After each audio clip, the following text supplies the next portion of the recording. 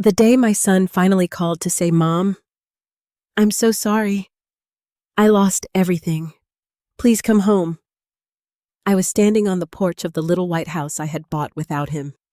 My hands smelled of fresh bread, my garden was blooming, and for the first time in years, peace felt stronger than pain. I closed my eyes, listened to him cry, and realized something I never thought possible. I had already forgiven him, but I no longer needed him to choose me. By then, I had already moved on.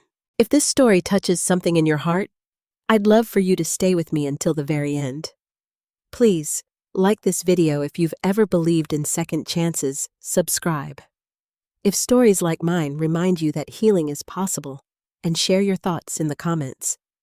Have you ever forgiven someone without letting them back into your life? And tell me where you're watching from and what time it is there. I always enjoy knowing who is listening to my story. My name is Louise Chandler, and for most of my life, I believed a mother's love was supposed to be endless, patient, and quiet. I believed if I gave enough, forgave enough, and stayed gentle enough, my son would always remember where he came from. I was 68 years old when I finally learned that love without boundaries can turn a mother into a doorway everyone walks through. I lived in Columbus, Ohio, in a 2-story house with pale blue shutters and a maple tree in the front yard. To strangers, it looked like a peaceful family home. To me, it was a place built from sacrifice. My late husband Robert and I had spent 32 years running a small home goods store on the east side of town. Chandler Home and Hardware. Nothing fancy. We sold kitchen towels, picture frames, lampshades, Christmas wreaths, and the kind of little things women bought when they wanted to make a house feel warmer. Robert handled repairs and deliveries. I handled customers' inventory and the handwritten thank you cards we slipped into every bag. We were not rich, but we were proud. Every dollar had a purpose. Every Friday night after closing, Robert would pour coffee from a dented thermos and say, "Louise, one day, Ethan is going to have choices we never had." That was the dream. Our only son, Ethan Chandler, was bright from the beginning. Curious, stubborn, always taking apart radios and kitchen timers just to see how they worked. Robert used to laugh and say, that boy was born with blueprints in his head. So when Ethan got accepted into Ohio State to study engineering, Robert and I did what parents do. We sacrificed. I worked extra hours during holiday seasons. Robert delayed a knee surgery he needed. We stopped taking vacations. I wore the same winter coat for 9 years. When tuition bills came, we paid them before we paid ourselves. Ethan graduated without student debt. I remember that day clearly. He walked across the stage in his cap and gown, tall and confident, and when he hugged me afterward, he whispered, "I'll take care of you one day, Mom." I believed him.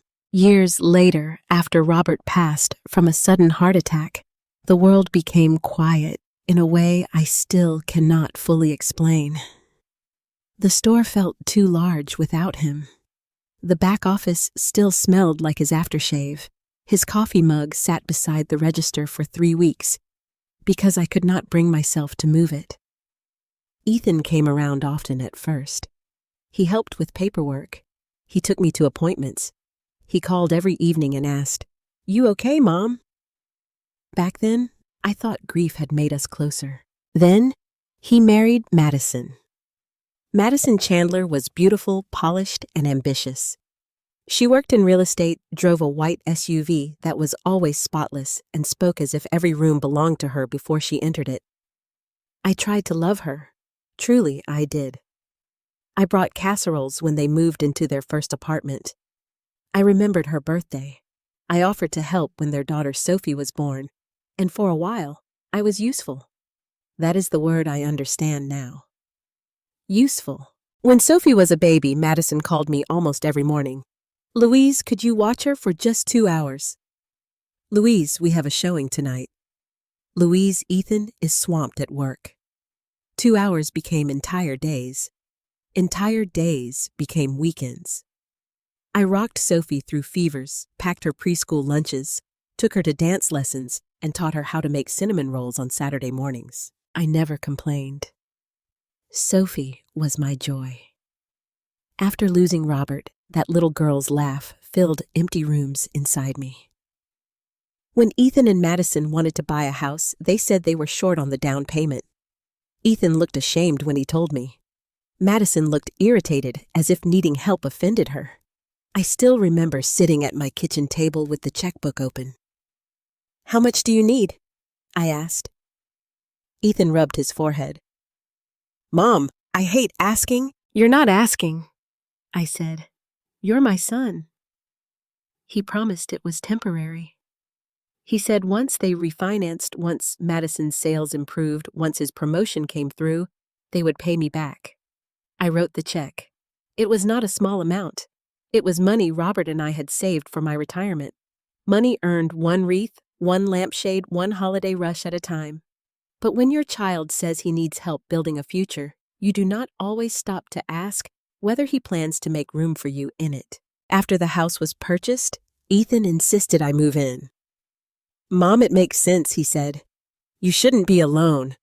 Sophie loves having you close. And honestly, we have plenty of space." Madison smiled when he said it, but her smile never reached her eyes. I sold my small condo and moved into the guest room at the back of their house. I told myself it was practical. Family takes care of family. That was how I was raised. At first, things were pleasant enough. I cooked dinner 3 nights a week. I picked Sophie up from school. I folded laundry when Madison was busy. I paid for groceries when I noticed the refrigerator was empty. I even gave Ethan money here and there when he said things were tight. But slowly, the tone in the house changed. Madison stopped asking and started assuming. "Louise, the laundry's still in the dryer." "Louise, Sophie needs to be picked up at 4. "Louise, we're having people over Saturday, so maybe keep your things out of the living room." "My things." A Bible on the side table. A sewing basket near the chair. Robert's framed photograph on the mantel. Ethan noticed, but he never corrected her. That was the first little crack in my heart.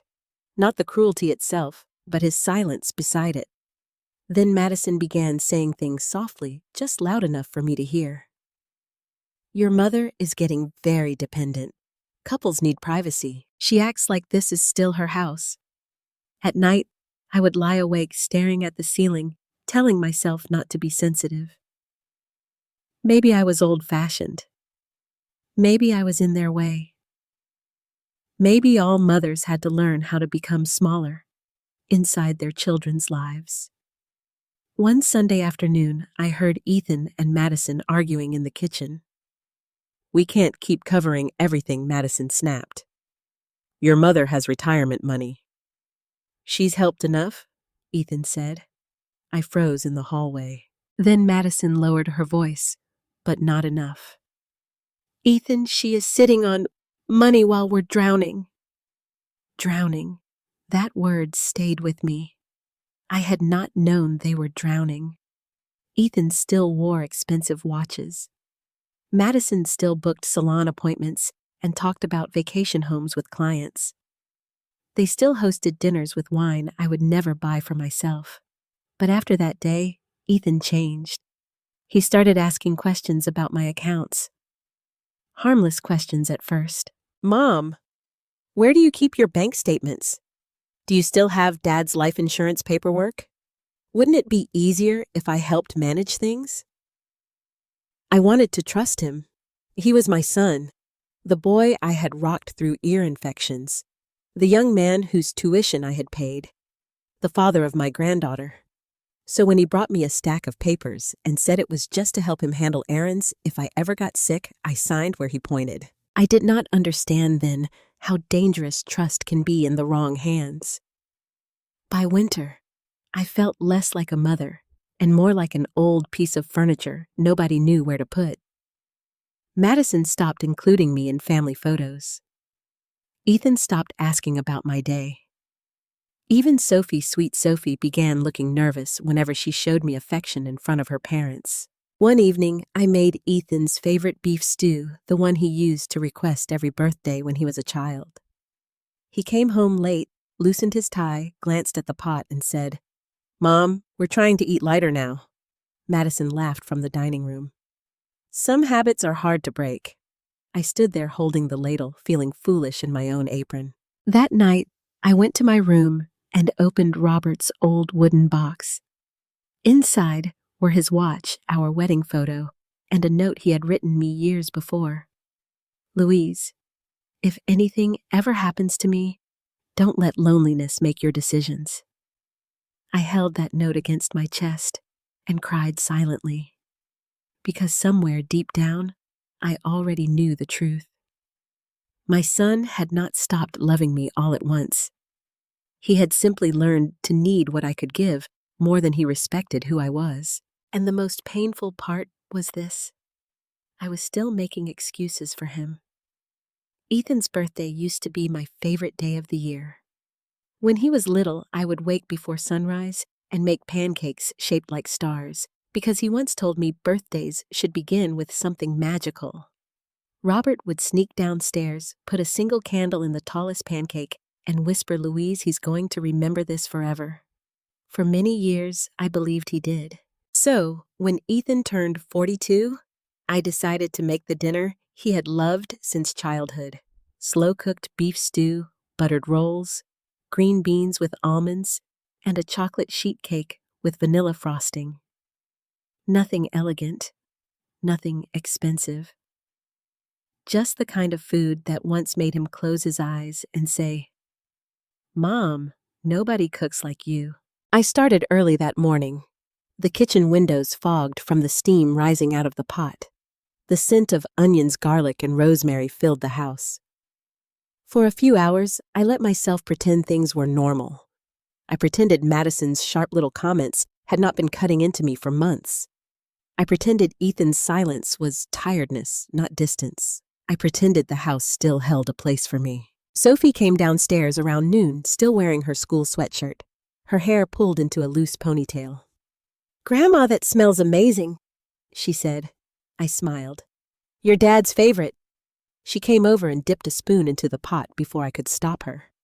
"Sophie Chandler," I said, trying to sound stern. "That is stealing." She grinned.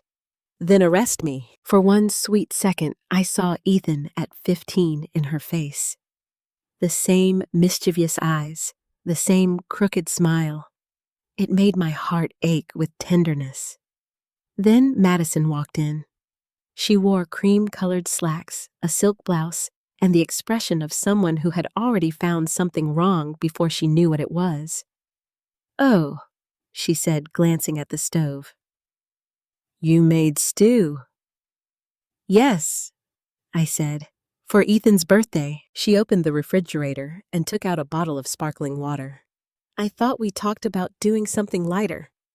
People don't really eat heavy food like that anymore." I wiped my hands on a dish towel. "Ethan has always loved this." Madison gave a small laugh.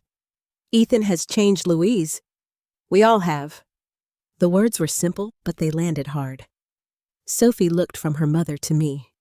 "I like Grandma's stew." Madison's eyes moved to her daughter. "Sweetheart, nobody asked you?" Sophie lowered her gaze. I went back to stirring the pot, but my hands were no longer steady. By 6 o'clock, Ethan came home. He looked handsome in his navy suit, though tired. There were faint lines around his eyes I had not noticed before. He kissed Madison on the cheek, hugged Sophie quickly, then turned to me. "Happy birthday, sweetheart," I said. For a moment, his face softened. "Thanks, Mom." I wanted to hug him longer, but he stepped back to check his phone. Madison had invited a few friends from her real estate office and a couple Ethan knew from work. They arrived with wine bottles, polished smiles, and the casual confidence of people who had never wondered whether they were welcome in a room. I set the table with Robert's old white dinner plates. Madison noticed immediately.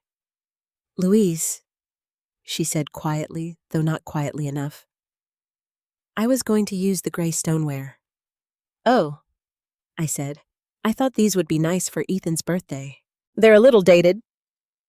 One of her friends smiled awkwardly and pretended to look at the centerpiece. I began collecting the plates, but Ethan said, "It's fine, Madison. Leave it." I looked at him grateful. Then he added, "It's just dinner." Just dinner. I do not know why that hurt so much. Maybe because I had poured all my love into that meal. Maybe because just dinner was the only language I had left to tell my son I still knew him. We sat down. I served everyone carefully, making sure Ethan got the tenderest piece of beef the way I always had. He took one bite and nodded. Good, Mom. That was all. Madison barely touched hers. She moved the potatoes around with her fork, then said, "We really should get Ethan on a healthier routine. At this age, habits matter." At this age? Ethan laughed under his breath. I'm not ancient. No, she said, smiling at him. But we all need to think about the future. Then she looked at me. The table went strangely quiet. I felt it before she said another word. That slow gathering of something unpleasant like clouds before a storm. Madison set down her fork. Actually, Louise, since we're all together, maybe this is a good time to discuss something we've been avoiding. My stomach tightened. Ethan looked up. Madison. No, Ethan, she said. It needs to be said. Sophie's face changed. Mom, don't. Madison ignored her. She turned to me with the practiced softness that made the cruelty worse. Louise, you know we care about you. But this arrangement is becoming difficult. I stared at her. Arrangement? You living here, she said, depending on us. The room fell silent, depending on them. I thought of the down payment check, the groceries I bought, the laundry I folded, the years I had raised Sophie while Madison showed houses and Ethan worked late. I thought of the retirement money I had touched again and again because my son said he needed help. But I did not speak. Ethan rubbed his forehead just as he had done years ago when he asked for money. Mom, Madison doesn't mean it like that. Madison's eyes sharpened. Yes, I do. She needs clarity. One of the guests looked down at his plate. Another reached for wine. I felt my cheeks burn. Clarity about what I asked. Madison leaned back in her chair. About the fact that this is our house. You've been acting like it's still yours. Sophie gasped. Mom! Sophie, Ethan said sharply. My granddaughter's eyes filled with tears. But Grandma helps with everything. Madison turned on her. You are a child. You don't understand adult responsibilities. I placed my napkin beside my plate very slowly. If I moved too fast, I feared I might break. Ethan would stop this, I told myself. He would look at his wife and say, enough. He would remember the woman who sat beside him through asthma attacks and science fairs and heartbreak. He would remember his father. He would remember himself. Instead, he looked at me with tired, apologetic eyes and said, Mom, maybe Madison has a point. The words did not sound loud. They did not need to. Something inside me went quiet. Madison continued, encouraged. There are lovely senior communities nearby. Independent living, social activities, people your age. It might actually be good for you. People my age, I repeated. She smiled as if I had agreed. Exactly. I looked at Ethan. Is that what you want? He swallowed. I want what's best for everyone. That was when I understood the trick of that phrase. What's best for everyone often means what is easiest for the person saying it. The birthday cake sat untouched on the counter. Nobody sang. After dinner, I cleared the plates because my hands needed something to do. Sophie tried to help me, but Madison sent her upstairs. You have homework. No, I don't, Sophie whispered. Sophie. Upstairs, my granddaughter looked at me with helpless sorrow. I nodded gently, so she would not make things worse for herself. In the kitchen, I rinsed dishes while laughter slowly returned to the dining room. Madison's guests pretended nothing had happened. Ethan accepted another glass of wine. Someone asked about a new housing development outside Dublin, and Madison began talking brightly about square footage and school districts. I stood at the sink with beef stew cooling in the pot and wondered how a person could be humiliated so completely in a house full of people and still be expected to wash the dishes afterward. Later that night, after the guests left, I went downstairs to get a glass of water. The hallway was dark, except for the light spilling from Ethan's office. I heard Madison's voice first. "You saw how she reacted. This is exactly why we can't keep delaying." Ethan sounded exhausted. "Not tonight." "Yes, tonight. She has to understand this can't go on. She's my mother, and I'm your wife," Madison snapped. "We need to sell before the market softens. You know that. Sell." My fingers tightened around the banister. Ethan lowered his voice. "We can't sell with her still living here." "Then move her out," Madison said. "You already have access to her paperwork. You said there were options." My breath caught.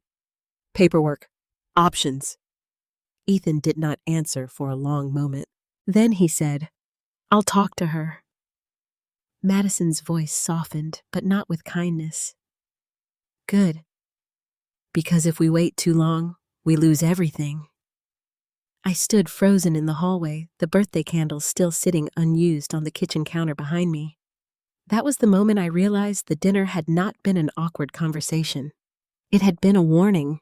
They had not just decided I was unwanted. They had already made plans for what came next. The morning after Ethan's birthday dinner, I woke before the sun. For a few minutes, I lay still in the guest room and listened to the house breathe around me. The heating system clicked softly. Somewhere upstairs, a pipe groaned. Outside, a car passed slowly on the wet street. I had not slept much. Madison's words kept circling in my mind. "We need to sell before the market softens. You already have access to her paperwork. You said there were options." I wanted to believe I had misunderstood. At my age, you learn how dangerous late-night thoughts can be. They grow teeth in the dark. They turn ordinary things into monsters. So I told myself to calm down. I told myself Ethan was under pressure. I told myself Madison was just dramatic. But deep inside, beneath every excuse I tried to build, there was one small, cold question. What paperwork? After breakfast, Ethan barely looked at me. He stood at the kitchen counter, drinking coffee from a travel mug, scrolling through his phone as if the night before had never happened. Madison was already dressed for work, her hair smooth, her lips painted soft pink. "Louise," she said, opening her leather handbag. "Sophie has a half day. You'll need to pick her up at noon." I looked at Ethan. He did not raise his eyes. "I have an appointment today," I said. Madison paused. "What kind of appointment?" The question came too quickly. I folded my napkin and placed it beside my plate. "Personal?" Her smile thinned. "Well, we all have personal things, but Sophie still needs a ride. I can call Helen from church. She'll help if needed." Ethan finally looked up. "Mom, where are you going?" His tone was not worried. It was alert. I felt something in my stomach tighten. The bank. For 1 second, silence took over the kitchen. Madison closed her handbag slowly. Ethan's jaw moved as if he had bitten down on words he could not swallow. "The bank," he said. "Yes." "Why?" I looked at my son, this grown man, whose diapers I had changed, whose fevered forehead I had cooled, whose future I had protected with every dollar I had. And for the first time, I did not answer him like a mother trying to keep peace. "I need to look at my accounts." Madison gave a light laugh. "Louise, Ethan handles that now. Remember, you signed the paperwork so he could help you." "I remember signing papers," I said. "I don't remember giving up the right to ask questions." Ethan set his coffee down. "Nobody said you did." Good, I replied. Then there shouldn't be a problem. I drove myself to the bank with both hands gripping the steering wheel. The streets of Columbus were gray and damp, the kind of late winter morning that made everything look tired. My reflection in the windshield looked older than I felt. Pale face, tight mouth, eyes that had cried in private too many times. The bank branch sat beside a pharmacy and a dry cleaner. I had been going there for years. Robert and I had opened our first business account there when Chandler Home and Hardware was still young enough to scare us. Inside it smelled faintly of carpet cleaner and coffee. A young teller smiled at me. Good morning. How can I help you? I'd like to speak with someone about my accounts, I said. She asked for my identification typed into her computer, and then her expression changed just slightly. Not enough for someone else to notice, perhaps. But I had spent decades reading customers' faces. I knew when politeness turned into concern. Mrs. Chandler, she said carefully, let me get our branch manager. A chill moved through me. The branch manager was a woman in her 50s named Karen Whitfield. I had met her once years earlier at a charity raffle. She had kind eyes and silver-threaded brown hair. She invited me into her office and closed the door. Mrs. Chandler, she said, sitting across from me, before we continue, I want to confirm. Are you here alone by choice? The question frightened me. Yes, I said. Why would you ask that? She folded her hands on the desk. Because there has been recent activity on your accounts through an authorized power of attorney. My son, I whispered. Yes, Ethan Chandler. She folded her hands on the desk. Because there has been recent activity on your accounts through an authorized power of attorney. My son, I whispered. Yes, Ethan Chandler. I nodded slowly. He told me the paperwork was just in case I got sick. Karen's face did not change, but I saw sympathy enter her eyes. That is often how these documents are used, she said gently. But they also allow the authorized person to perform certain transactions depending on how they are written. What transactions? She turned her monitor slightly, then hesitated. I can print statements for you, but I want you to be prepared. There have been multiple withdrawals and transfers. My mouth went dry. How many? She clicked her mouse. The printer behind her began humming. Several over the past 14 months. 14 months. That meant this had started long before the birthday dinner. Long before Madison spoke about senior living. Long before I heard them whisper about selling the house. Karen handed me the first stack of papers. At first, the numbers did not make sense. I saw withdrawals, transfers, checks issued, electronic payments, some small enough to be explained away, others large enough to knock the breath from me. $5,000, $8,000, $12,000. A transfer labeled simply emergency household expense. Another short-term repayment. Another to an account I did not recognize. My hands began trembling. This can't be right, I said. Karen's voice remained soft. I'm very sorry. I stared at the pages until the numbers blurred.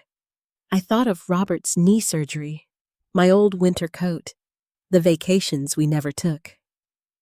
I thought of standing behind the counter at Christmas with swollen feet smiling at customers while my back ached because every sale mattered. Those numbers were not just money. They were years. Did he have permission to do this? I asked. The document on file gave him authority, Karen said carefully. But whether the use of that authority was appropriate depends on intent and circumstances. If you believe funds were misused, you may want to speak with an attorney. An attorney. The word sounded too serious, too sharp, too far from the life I thought I was living. My son said they were struggling, I whispered. Karen did not answer. I gathered the papers with fingers that no longer felt like mine. Before I left, She placed a business card on top of the statements. "There are steps you can take to revoke or limit access," she said. "But please do that with legal guidance." I thanked her because manners were stitched into me too deeply to disappear even when my heart was breaking. When I stepped outside, I found Ethan standing beside his car. For a moment, I thought grief had made me imagine him, but no. He was there, coat unbuttoned face, tense phone in hand. "Mom," he said. I stopped on the sidewalk. "How did you know I was here?" He looked away. That answer told me enough. "Did Madison call you?" I asked. He rubbed the back of his neck. She was worried. "No," I said quietly. She was afraid. His eyes flashed. "That's not fair." I held up the folder of bank statements. "Fair, Mom, let me explain." I wanted to slap him. I wanted to hug him.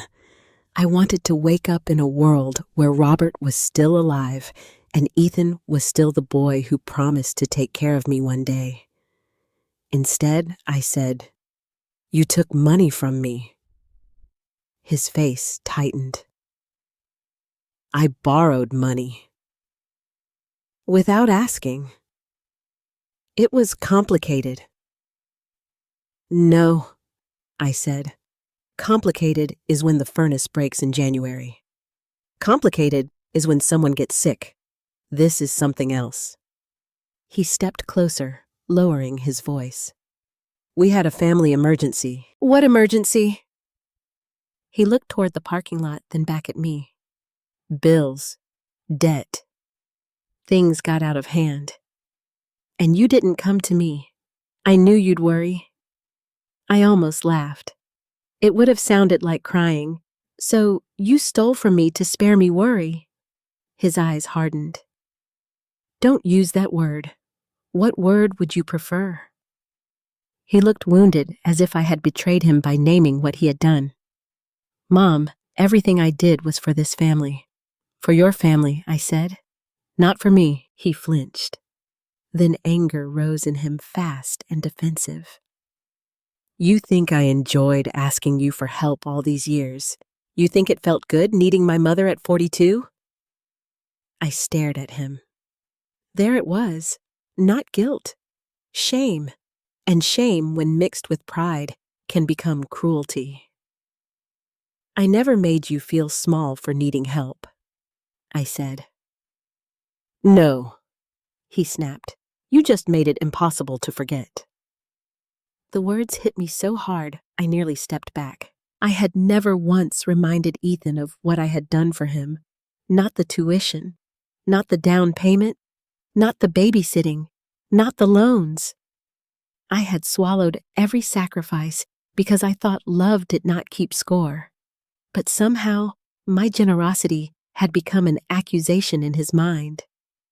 I looked at my son and saw a man drowning.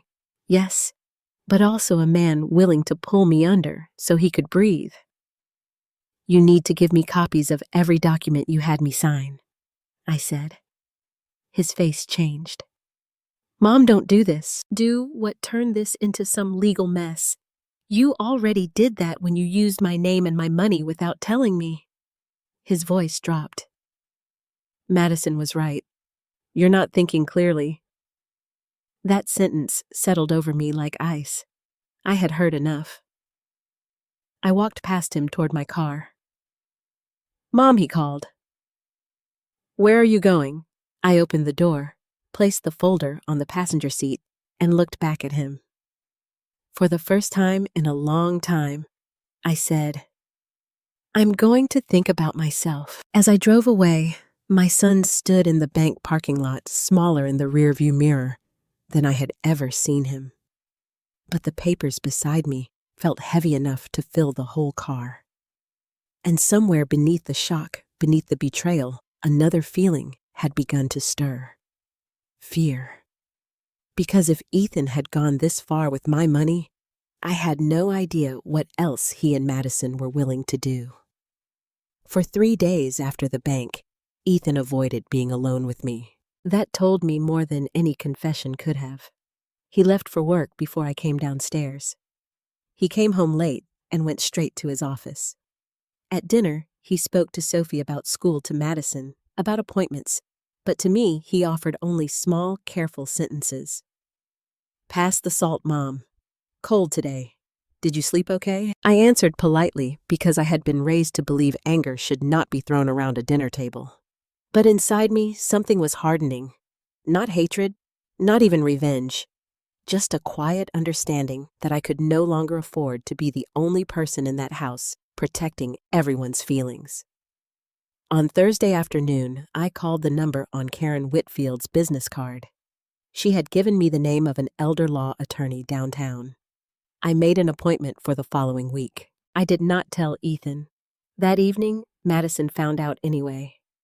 I was in the laundry room folding towels when she appeared in the doorway, arms crossed, her face smooth and cold. "So," she said, "you're seeing a lawyer now. I kept folding." "Yes." Her lips parted in disbelief, as if I had committed some vulgar act in public. "Do you have any idea what that could do to this family?" I placed a towel on the stack.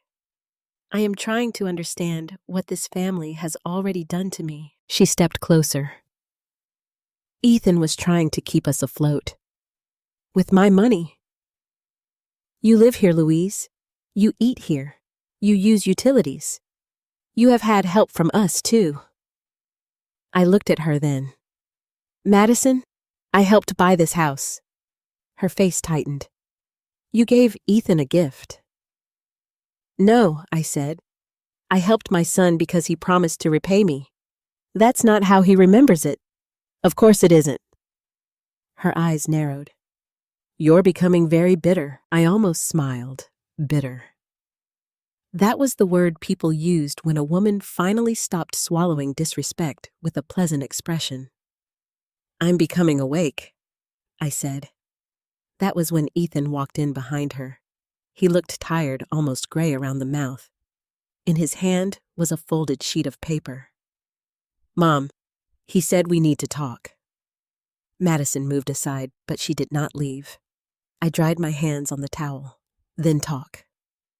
He unfolded the paper, but he could not look at me while he read from it.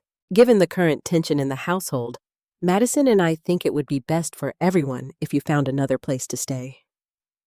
The words seemed rehearsed. My ears began ringing. "What?" He swallowed. "We're asking you to move out within 30 days? For a moment, the laundry room seemed too small for my body. The dryer hummed softly beside me. The smell of detergent hung in the air. A basket of Sophie's socks sat between us, half folded. 30 days. After everything. After my money, my work, my cooking, my child care, my widowhood, my trust.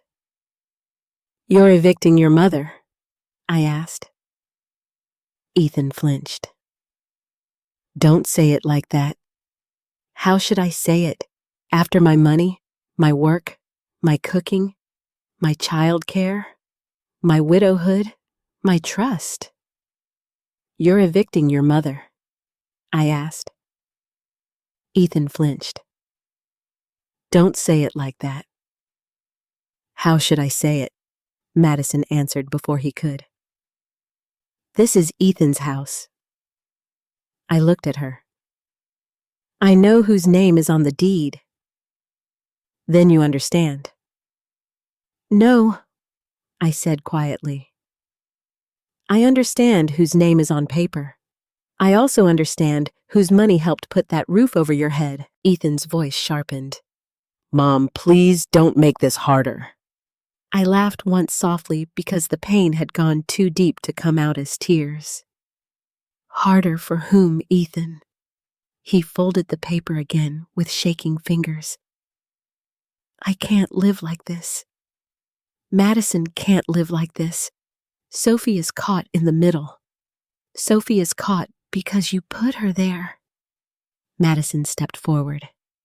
"Do not use my daughter to manipulate us." "My granddaughter," I said. The child I cared for while you built your career. Her face flushed. And you have never let anyone forget it. There it was again. The same accusation Ethan had thrown at me outside the bank. The idea that my sacrifice had become a burden to them simply because they did not want to face it. Ethan held out the paper. I did not take it. 30 days, he repeated. I looked at my son for a long time. I searched his face for the boy who once cried when I left him at kindergarten. The teenager who called me from college because he was homesick. The young father who placed Sophie in my arms and whispered, Mom, I don't know what I'm doing. He was still in there somewhere, but he was not the man standing before me. All right, I said. Ethan blinked. All right. Yes. Madison looked almost disappointed, as if she had prepared for a louder scene. I picked up the basket of folded towels and walked past them. That night, I packed nothing. I simply sat on the edge of my bed and looked around the guest room. Guest room. That was what they had always called it, even after I moved in. Not Grandma's room, not Mom's room, the guest room. My life had been squeezed into that space. Robert's photo on the dresser, my Bible on the nightstand, 3 sweaters in the closet, a quilt my mother had sewn, folded at the foot of the bed. I touched Robert's photograph. I should have listened, I whispered. The next days passed strangely. Madison became cheerful, almost generous. She sent me links to senior apartments. She left brochures on the kitchen counter. She spoke in a bright tone that made everything worse. There's one with a craft room. This place has transportation to medical appointments. This one has bingo nights. Bingo nights. As if my heart had been broken by a lack of bingo. Ethan said very little, but I noticed him watching me when he thought I was not looking. Sometimes guilt moved across his face, sometimes fear, but never enough courage. Sometimes fear, but never enough courage. Sophie knew something was wrong. Children always know when adults are lying through their smiles. One evening, she came into my room while I was folding my church dress. Grandma Sophie knew something was wrong. Children always know when adults are lying through their smiles. One evening, she came into my room while I was folding my church dress. Grandma, she whispered, are you leaving? I sat beside her on the bed. I may need to, sweetheart. Her eyes filled. Because of Dad and Mom, I smoothed her hair back. Because sometimes adults make choices that hurt other people. She grabbed my hand. I don't want you to go. I know. Can I come with you? My heart cracked open. Oh, Sophie. I pulled her into my arms. You have school. You have your life here, but you're my life too. I held her tightly, breathing in the strawberry scent of her shampoo, and for the first time since the bank I cried. Not loud, not dramatically, just silent tears into my granddaughter's hair. On the 21st day after Ethan gave me the paper, rain began before sunset. It was a cold, miserable rain, the kind that soaked through coats and made streetlights blur. I had gone to Wednesday evening service because I needed to sit somewhere nobody expected me to defend my existence. Helen Brooks noticed I was quiet. You all right, Louise? She asked as we stood near the church doors. I forced a smile. Just tired. She touched my arm. Tired can mean many things. I almost told her everything, but shame stopped me. Shame is strange. It does not belong to the person who was wronged, yet it still finds its way into her mouth and seals it shut. It'll be okay, I said. When I drove home, the rain came down harder. My headlights swept across the driveway, the wet lawn, the front porch. Then I saw the boxes. At first I did not understand what I was seeing. Brown cardboard boxes stacked under the porch light, a black trash bag beside them. My quilt folded, badly wrapped in a plastic sheet. My body went numb. I parked the car and stepped into the rain. The front door had a new keypad lock. I entered the old code. Red light. I tried again. Red light. I knocked. No answer. Through the front window, I saw movement in the living room. Madison. She glanced toward the door, then turned away. I knocked harder. Ethan. I called. After a long moment, the door opened only a few inches. Ethan stood there, face pale. Behind him, Madison watched from the hallway. "What is this?" I asked. Rain ran down my hair and into my collar. Ethan looked at the boxes, then at the floor. "Mom, Madison thought it would be better to make a clean break." "A clean break?" His mouth trembled, but he said nothing. "You changed the locks while I was at church." Madison's voice came from behind him. "Your belongings are safe. We packed carefully." I stared at Ethan. "Look at me." He did not. "Look at me, Ethan." Slowly, he raised his eyes. There are moments when a mother's heart does not break loudly. It simply stops reaching. "You let her put me out in the rain," I said. He whispered, "I'm sorry." But he did not open the door. That was the truth of him. Not his tears later. Not his regret. Not his excuses. That moment, his mother stood in the rain and he chose the lock. I turned away before either of them could see my face collapse. I carried 2 boxes to my car, then 2 more. My hands slipped on the wet cardboard. My coat clung to me. My shoes filled with water. Nobody came out to help. When the car was full, there were still things left behind. Robert's photograph was in one of the boxes. Thank God for that. My Bible, too. The quilt was damp, but not ruined. I sat behind the steering wheel, shaking so hard I could barely put the key in the ignition. I had nowhere to go. For the first time in my life at 68 years old, I slept in my car in a grocery store parking lot with my purse under my coat and my husband's photograph on the passenger seat. Rain tapped the roof all night. And in the dark, I finally stopped asking why my son had done this to me. I began asking what I was going to do next. By morning, the inside of my car smelled like wet wool, old cardboard, and fear. I woke with my neck stiff against the driver's seat and my fingers curled around the strap of my purse. For a few seconds, I did not remember where I was. I only heard the faint sound of shopping carts being pushed across the grocery store parking lot and the low hum of early traffic moving along the street. Then everything came back. The rain, the boxes, Ethan's face behind the half-open door, Madison standing behind him like a locked gate, the red light on the keypad telling me I no longer belonged. I turned my head and saw Robert's photograph on the passenger seat. His smile looked the same as it always had. Gentle, steady, full of the kind of kindness that had made me believe the world was safer than it really was. "I don't know what to do," I whispered. My voice sounded strange in the cold car. I had never been a woman who imagined herself homeless.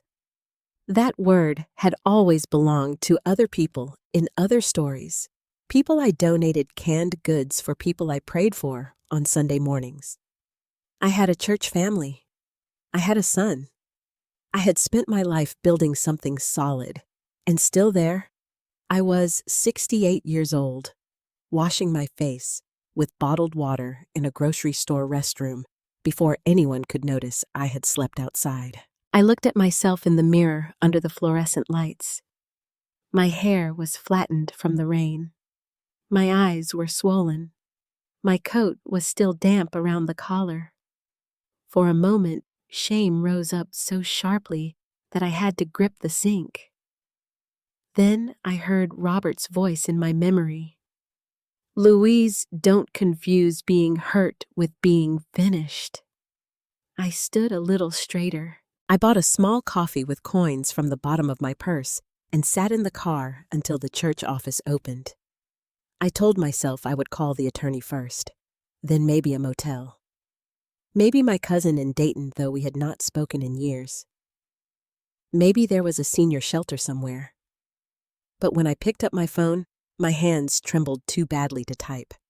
That was when someone knocked on my window. I jumped so hard the coffee spilled onto my sleeve. Outside stood Helen Brooks from church, wearing a navy raincoat and holding a paper bag from the grocery store. Her face changed the second she saw me. "Louise," she said through the glass. I lowered the window halfway. "Helen." I tried to say normally, but my voice cracked. She looked past me into the car. The boxes in the back seat, the quilt, the photograph. My purse clutched in my lap, clutched. Her expression softened, but she did not ask the kind of questions that make a wounded person feel exposed. Instead, she said, "Unlock the door, sweetheart." That one word undid me. Sweetheart. Not burden, not problem, not arrangement. Sweetheart. I unlocked the door and Helen opened it gently. "Come on," she said. "You're coming home with me." "I can't," I whispered. "Yes, you can. I don't want to impose." She gave me a look so firm it almost made me smile. "Louise Chandler, I have 2 empty bedrooms, a freezer full of soup, and a late husband who would haunt me if I left a church friend sleeping in a parking lot." I covered my mouth with my hand. Helen reached in and took my purse first, then Robert's photograph. She held it carefully as if she understood it was not just a picture, but the last piece of home I had left. "Is this your Robert?" she asked. I nodded. "Handsome man," she said. "He's coming too." That was how Helen Brooks saved me without making me feel small. She followed me in her car to her little ranch house on the west side of Columbus. It was not fancy.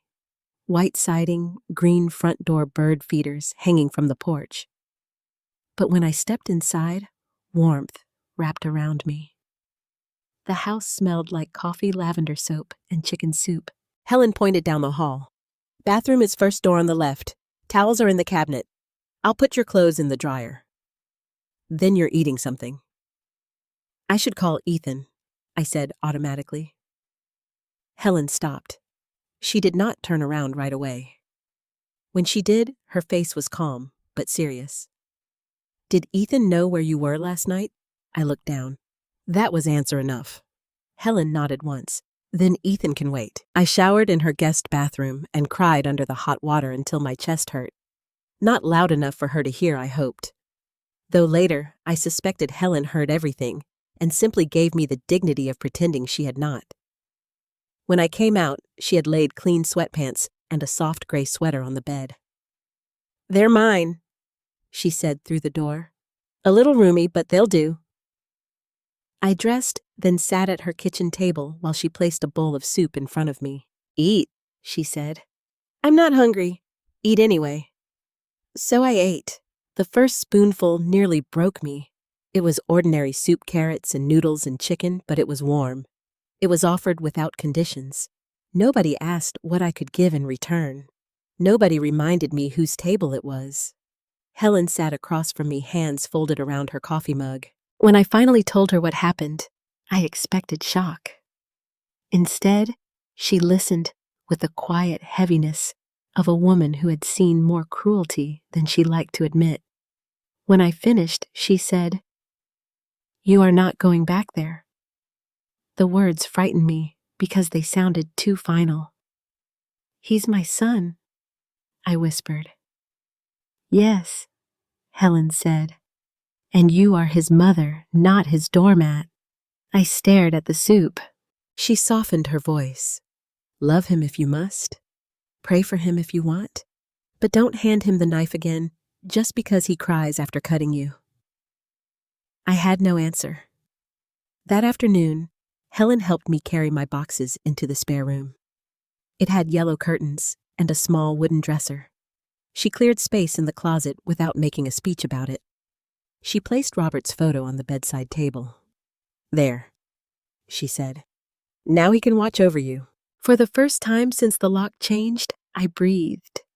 Not deeply, not freely, but enough. Over the next few days, I moved like a woman learning how to live inside her own body again. I called the attorney and confirmed my appointment. I called the bank and asked about freezing further access until I received legal advice. I sorted through the boxes Madison had packed. She had not packed carefully. My sweaters were shoved in with kitchen items. My Bible was bent at the edges. A framed photo of Sophie as a toddler had cracked glass. My mother's quilt smelled faintly of rain, but Robert's old wooden box was missing. That discovery sent a fresh wave of panic through me. His watch, our wedding photo, his note, all still in Ethan's house. I nearly called him then. My thumb hovered over his name. Helen saw me from the doorway. "Before you do that," she said, "ask yourself what you expect him to give you." "My husband's things," I said, "and if he refuses," I closed my eyes. She sat beside me. "You need someone with you when you ask, not because you're weak, because they have already shown you they'll hurt you when no one is watching." That night, I received a text from Sophie. "Grandma, are you safe?" I stared at the screen until the words blurred. "Yes, sweetheart, I'm safe." 3 dots appeared, disappeared, appeared again. "I'm sorry. I didn't know they were changing the locks." "Mom told me you chose to leave." My heart twisted. I typed slowly. "You don't have to carry grown-up lies, Sophie." Her reply came almost immediately.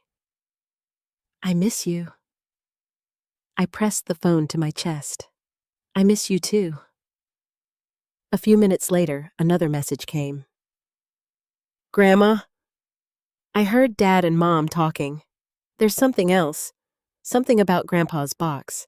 I think Dad hid it in the garage." I sat up so fast the blanket slid from my lap. "What is it?" Helen asked.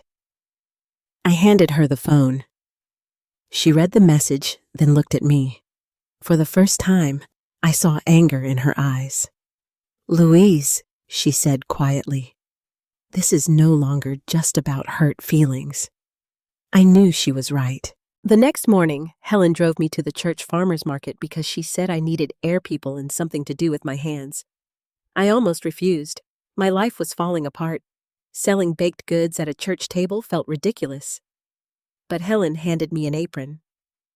"You used to bake, didn't you?" I nodded. "A long time ago." "Then bake." So I did. In Helen's kitchen, I made cinnamon rolls the way I had taught Sophie.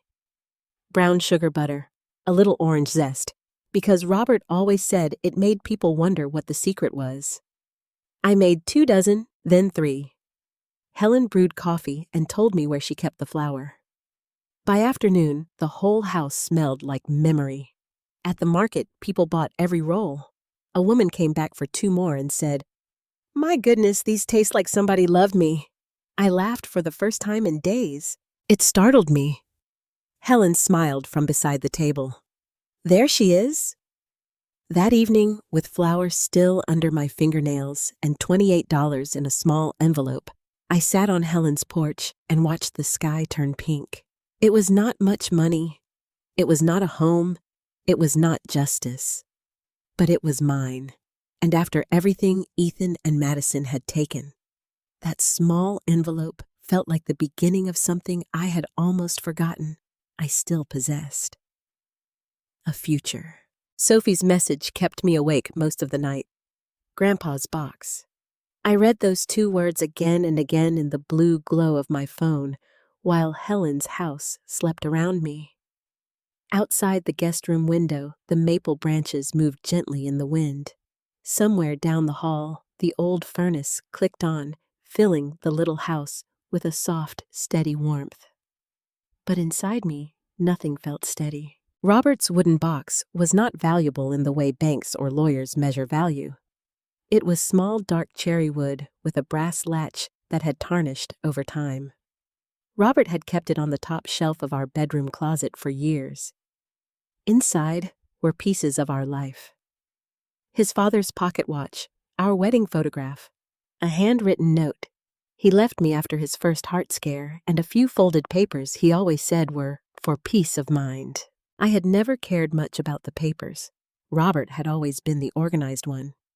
He labeled folders, saved receipts, kept copies of everything. I used to tease him about it. One day he would say, tapping the lid of that box, "You'll thank me for being boring." Now sitting in Helen's guest bed with my phone in my hand, I wondered if that day had come. At 7 the next morning, Sophie texted again. "Grandma, I can bring the box to you. Dad leaves for work at 8. Mom has showings. I know where it is." My heart lurched. "No, sweetheart. Do not sneak anything out if it puts you in trouble." Her reply came fast. "It's yours." I closed my eyes. She was 16 years old and already braver than the grown people who should have protected her. I typed carefully. "Only if you can do it safely. Meet me at the church parking lot after school. Do not argue with your parents. Do not lie if they directly ask. Your safety matters more than any box." 3 dots appeared, then disappeared. "Okay. I love you. I love you too." When I told Helen, she set her coffee mug down with a quiet clink. "I'm driving you," she said. "I can drive myself." "I know you can. I'm still driving you." By 3:30 that afternoon, we were parked near the side entrance of the church, where the preschool playground sat empty behind a chain-link fence. The sky was cloudy, but the rain had stopped. Helen kept both hands on the steering wheel and watched the road like a lookout in an old crime movie. "This feels ridiculous," I murmured. "No," Helen said. "What's ridiculous is a grown man hiding his father's belongings from his mother." I had no argument for that. At 3:47, Sophie's small blue car pulled into the lot. She got out wearing jeans, a gray hoodie, and a backpack slung over one shoulder. In her arms was Robert's wooden box. For a second, I could not move. Then I opened the car door. Sophie walked quickly toward me, her eyes already wet. "Grandma!" I took the box first because she held it out like something sacred. Then I pulled her into my arms. She smelled like vanilla lotion and winter air. Sorry," she whispered into my shoulder. "I'm so sorry." "You have nothing to be sorry for. I heard them talking after you left," she said, pulling back. "Mom said you were trying to ruin everything. Dad told her not to touch Grandpa's box because there might be old paperwork in it. Then he put it in the garage cabinet behind the paint cans." Helen stepped closer, her face grave. "Did they know you saw?" Sophie shook her head. "No." I waited until they were gone. I touched her cheek. "Sweetheart, you shouldn't have had to do this." Her chin trembled. "Someone had to." Those 3 words hurt me more than I expected. Someone had to. Not Ethan. Not the man Robert had raised. Not the son who owed his entire start in life to the 2 people he was now trying to erase.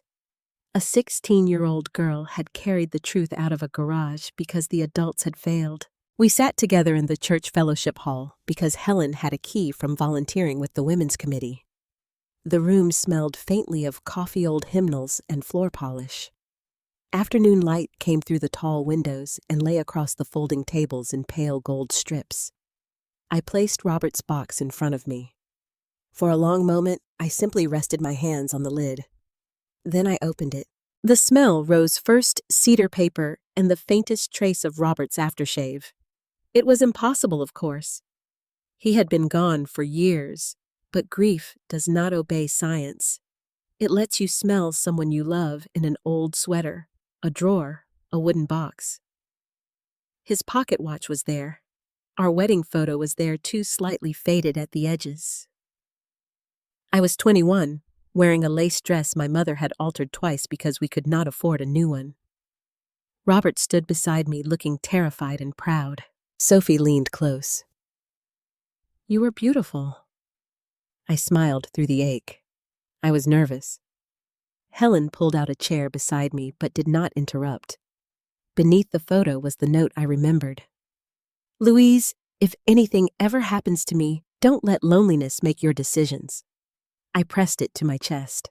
Under that note was a sealed envelope with my name written in Robert's handwriting. Louise. My fingers froze. I had never seen it before. Helen whispered, "Open it."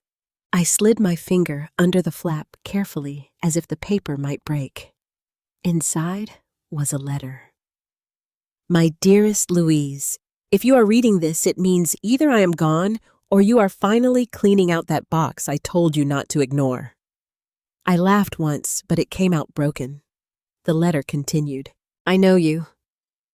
You will try to be strong for everyone, especially Ethan. But sweetheart, love him without surrendering yourself. Our son is good-hearted, but he has always been proud. Pride can make a man ashamed of needing help, and shame can make him unkind if he does not face it." I covered my mouth. Robert had seen something I had refused to see. "There are copies of the documents related to the money we agreed to lend Ethan for the house. I insisted on making it a loan, not because I distrusted him, but because I wanted you protected if I was not here. The signed note is included. The transfer receipt is included. The repayment terms are included. If Ethan does the right thing, you will never need them. If he doesn't promise me, you will not call protection disloyalty." The room went silent. Sophie stared at me. "Grandma," I could not speak. Helen reached into the box and gently lifted the papers beneath the letter. There they were. Copies of a signed promissory note. A transfer receipt from the year Ethan and Madison bought the house. A printed email from Ethan thanking his father and promising repayment once his finances stabilized. And at the bottom, in Robert's neat handwriting, a line on a yellow sticky note, "Loan not gift." For Louise's security. My hands began to shake. For weeks, Madison had called me dependent. Ethan had acted as if I had no rights.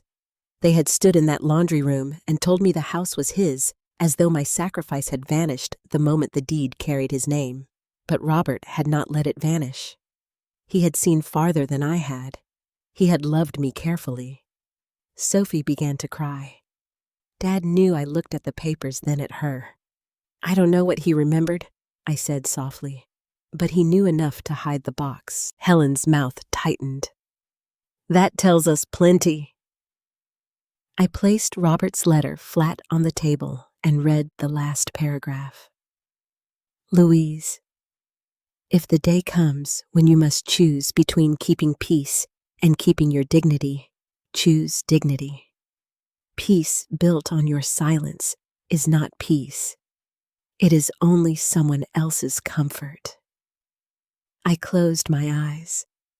For the first time since Ethan had changed the locks, I felt something stronger than grief. I felt my husband's hand on my back. Not literally, not like a ghost in the room, but in the documents he had saved, in the words he had written, in the protection he had prepared for a day he hoped would never come.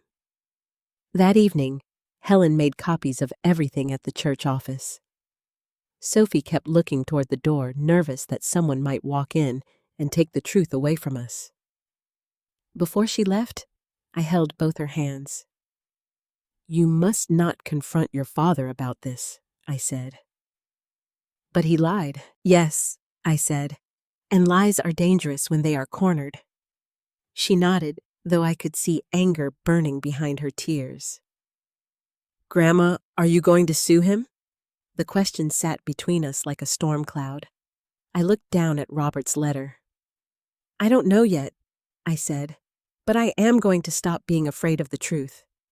After Sophie drove away, Helen and I sat in silence for a while. Then she said, "You realize what this means, don't you?" I looked at the box, the letter, the receipts, the signature that proved my son's version of the story was not the only one that mattered.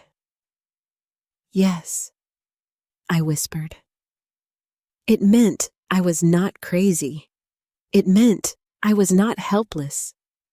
It meant that even after being locked out, humiliated, and left in the rain, I still had a voice. And Ethan had made one terrible mistake.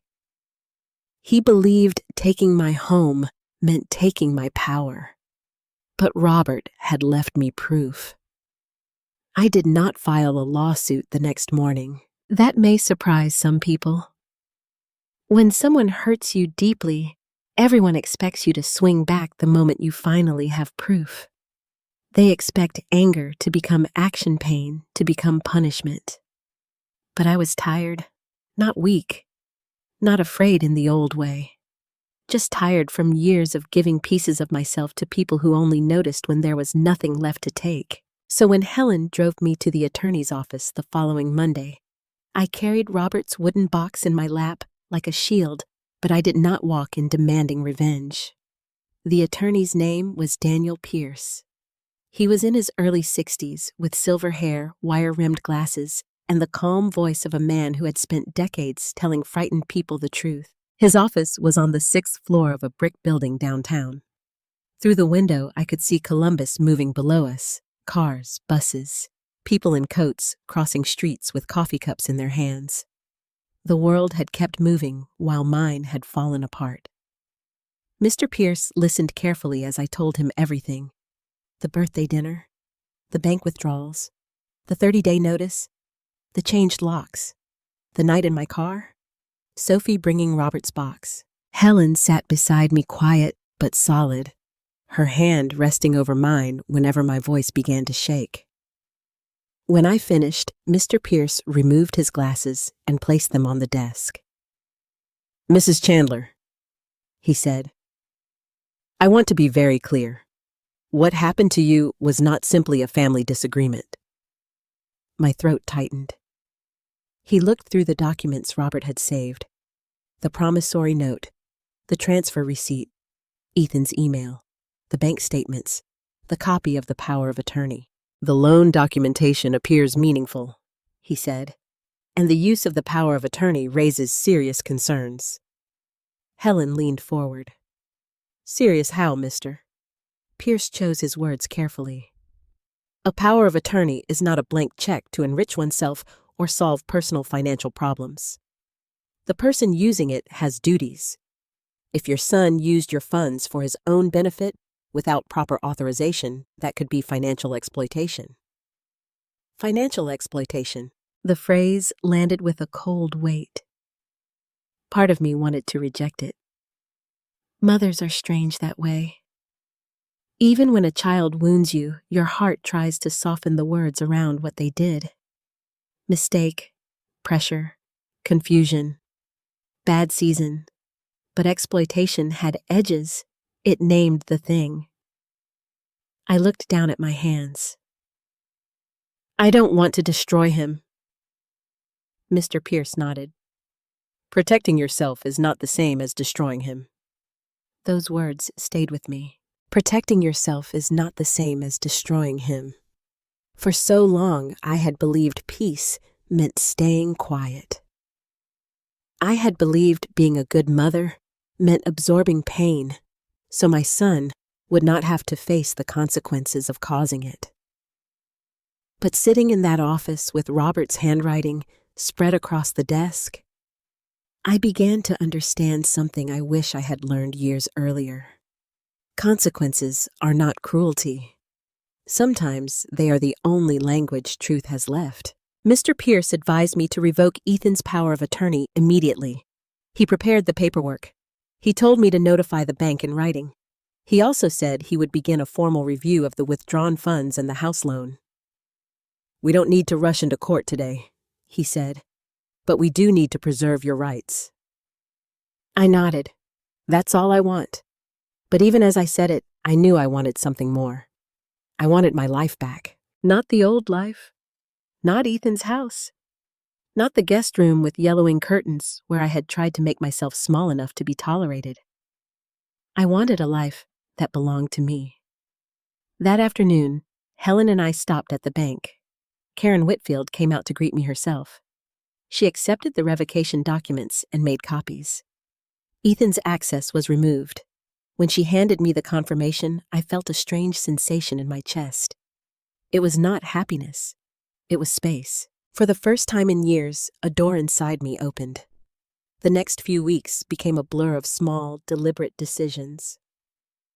I rented a tiny room from Helen officially, even though she tried to refuse my money.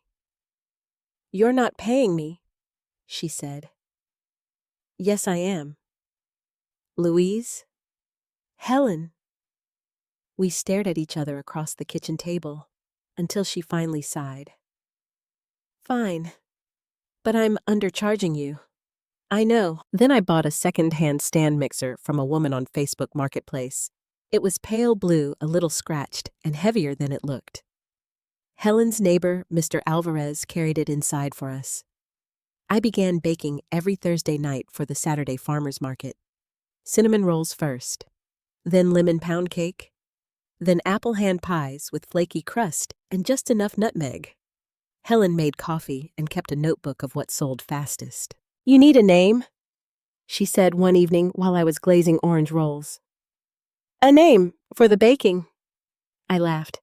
"Helen, it's just a table at church." "No," she said, "it's becoming something." I looked around her kitchen. Flour on the counter, butter softening near the stove, cooling racks lined with rolls, my hands sticky with glaze, my apron dusted white. Something about it did feel alive. "What would I call it?" I asked. Helen tapped her pen against the notebook. "New Dawn Bakery." I shook my head. "Too dramatic." "Louise's Kitchen." "Too plain." She leaned back. "Well, what does it feel like to you?" I thought about that. It did not feel like starting over exactly. Starting over sounded too clean, too simple. This was messier than that. I was not a young woman beginning her first dream. I was an older woman gathering pieces of herself from the wreckage of other people's selfishness. It felt like morning after a terrible night. Not the first morning, the second one. "Second morning," I said softly. Helen smiled. Second Morning Bakery. And just like that, it had a name. The first time I wrote it on a small chalkboard sign, my hands trembled. Second Morning Bakery, cinnamon rolls, apple pies, lemon cake. People noticed. At first, they bought because they knew me from church, or because Helen waved them over with the determination of a general leading troops. Then strangers began stopping. A nurse from Riverside Hospital bought 6 rolls for her night shift. A retired teacher ordered 2 lemon cakes for a bridge club. A young father said my apple pies tasted like something his grandmother used to make. Each compliment stitched something back together inside me. Not all at once. Healing is not a lightning strike. It is more like kneading dough. Press, fold, rest. Press, fold, rest. Slowly, what was separate becomes whole. Sophie came by the market every Saturday she could. She helped wrap pastries in brown paper bags and wrote prices on little cards with careful handwriting. The first time she stood beside my table, I worried Ethan would forbid it. "He doesn't know him here," she said. "Sophie." I told him I was studying with a friend. "Grandma M, not a baby." "No," I said gently, "but I don't want you trapped in the middle." She looked at me with Robert's stubbornness in her eyes. I was already in the middle. At least here, I'm standing on the right side. I did not know what to say to that, so I kissed her forehead and handed her a stack of bags. Meanwhile, Ethan did not call. Not once. That hurt more than I wanted to admit. Every morning, I checked my phone before I told myself not to. Every evening, I wondered whether guilt had finally found him. Sometimes I imagined him standing in the kitchen staring at the space where I used to make coffee. Sometimes I imagined him touching the door he had refused to open. Then I would remember the red light on the keypad, and I would put the phone down. Through Sophie, I heard pieces of their life. Madison was angry. Ethan was stressed. There were arguments about money. Someone came to the house asking for him. Madison had stopped inviting friends over. I did not ask for details. I had spent too long living inside their problems. I was learning not to rent space in my mind to people who had thrown me out of their home. One afternoon, Mr. Pierce called. "Mrs. Chandler," he said, "I've reviewed the power of attorney document more closely." I sat down at Helen's kitchen table. "And there are inconsistencies." "What kind of inconsistencies?" "Your signature appears valid on the first page, but there are amendments attached that significantly expanded your son's authority. I'm not convinced those amendments were properly executed." My grip tightened around the phone. I mean, he said carefully. "There may be a serious problem with the paperwork your son used." Outside the kitchen window, Helen was hanging towels on the line, humming softly to herself. For a moment, I could not move. I had thought the loan documents were the hidden truth. But now, there was something else. Something bigger. Mr. Pierce continued. "I'm going to request additional records. We need to know exactly when these amendments were added and who notarized them." I closed my eyes. Ethan had not just taken money. He might have used papers I never truly understood to take control I had never knowingly given. When I hung up, Helen came inside and saw my face. "What happened?" I looked at the little chalkboard sign leaning against the wall. "Second Morning Bakery." Then I looked at Robert's box on the shelf. "My lawyer found something I said." Helen's expression sharpened. Bad I thought about Ethan Madison, the bank, the locked door, the rain. Then I thought about the people who had bought my cinnamon rolls. Sophie laughing at the market, the $28 that had become $70, then $200, then enough to buy ingredients without touching my savings. "No," I said slowly. "Not bad." For the first time, I felt the truth turning toward me. It may be exactly what we need. While I was learning how to stand again, Ethan's life was beginning to crack in places he could no longer hide. I did not know all of it at first. I only heard small pieces the way thunder reaches you before the storm itself arrives. Sophie would come to the farmer's market with tired eyes. She tried to smile, tried to act normal, but I knew my granddaughter. She had never been good at carrying sadness quietly. One Saturday morning, while she helped me wrap lemon cakes, I noticed her hands shaking. "Sophie," I said softly, "what happened?" She kept folding the edge of a paper bag. Dad and Mom were fighting again. I glanced around. Customers were moving between booths, laughing, buying honey jars and homemade soap. The world looked too ordinary for the pain in her voice. "About money?" I asked. She nodded. I waited. She looked down. "Mom said he ruined everything. Dad said she was the one who kept spending. Then Mom said if he had handled you better, none of this would be happening." Handled me. The words went through me like a blade, but I kept my face calm for Sophie's sake. "She said that?" I asked. Sophie nodded again. "I don't think she knew I was in the hallway." I reached across the table and covered her hand with mine. "Sweetheart, none of this is your burden. I know," she whispered, "but it's still in my house." That was the tragedy of children in broken homes. Adults create the storm, then tell the young ones not to get wet. Over the next few weeks, the pieces became clearer. Ethan had invested in a construction partnership 3 years earlier.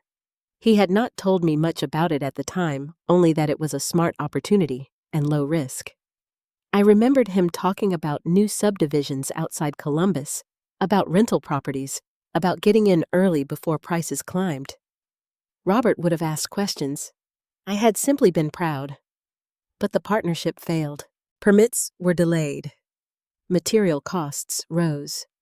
One of the investors backed out.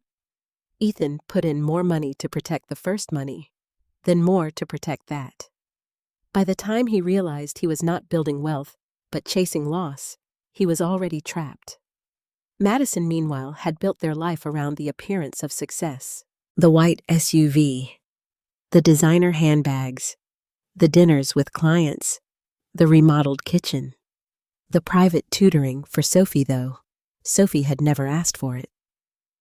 Madison believed image was currency. In her business, maybe it was. But image is expensive when the truth underneath it is debt. Instead of telling me Ethan took from me, not once in desperation, over and over in secrecy. He used my money to cover credit cards, late payments, investor demands, household expenses, and at least one loan payment that had nothing to do with me. Every withdrawal had a reason in his mind, I am sure. Men like Ethan rarely wake up one morning and decide to become villains. They take one step they can explain, then another, then another. By the time they are standing somewhere shameful, they call the path complicated. But harm does not become harmless because someone explains it well. One afternoon, Mr. Pierce called and asked me to come to his office. Helen drove me, though. By then I was driving myself more often. She said she needed an excuse to stop downtown for good coffee. I knew better. She came because she understood that even strong women sometimes need someone beside them when the truth gets heavier. Mr. Pierce had new documents spread across his desk. I received preliminary information from the bank and from the notary records, he said. I sat straighter. And the amendments to your power of attorney were filed after the original document. They expanded your son's authority over account transfers and asset decisions. I don't remember signing amendments. I know, he said.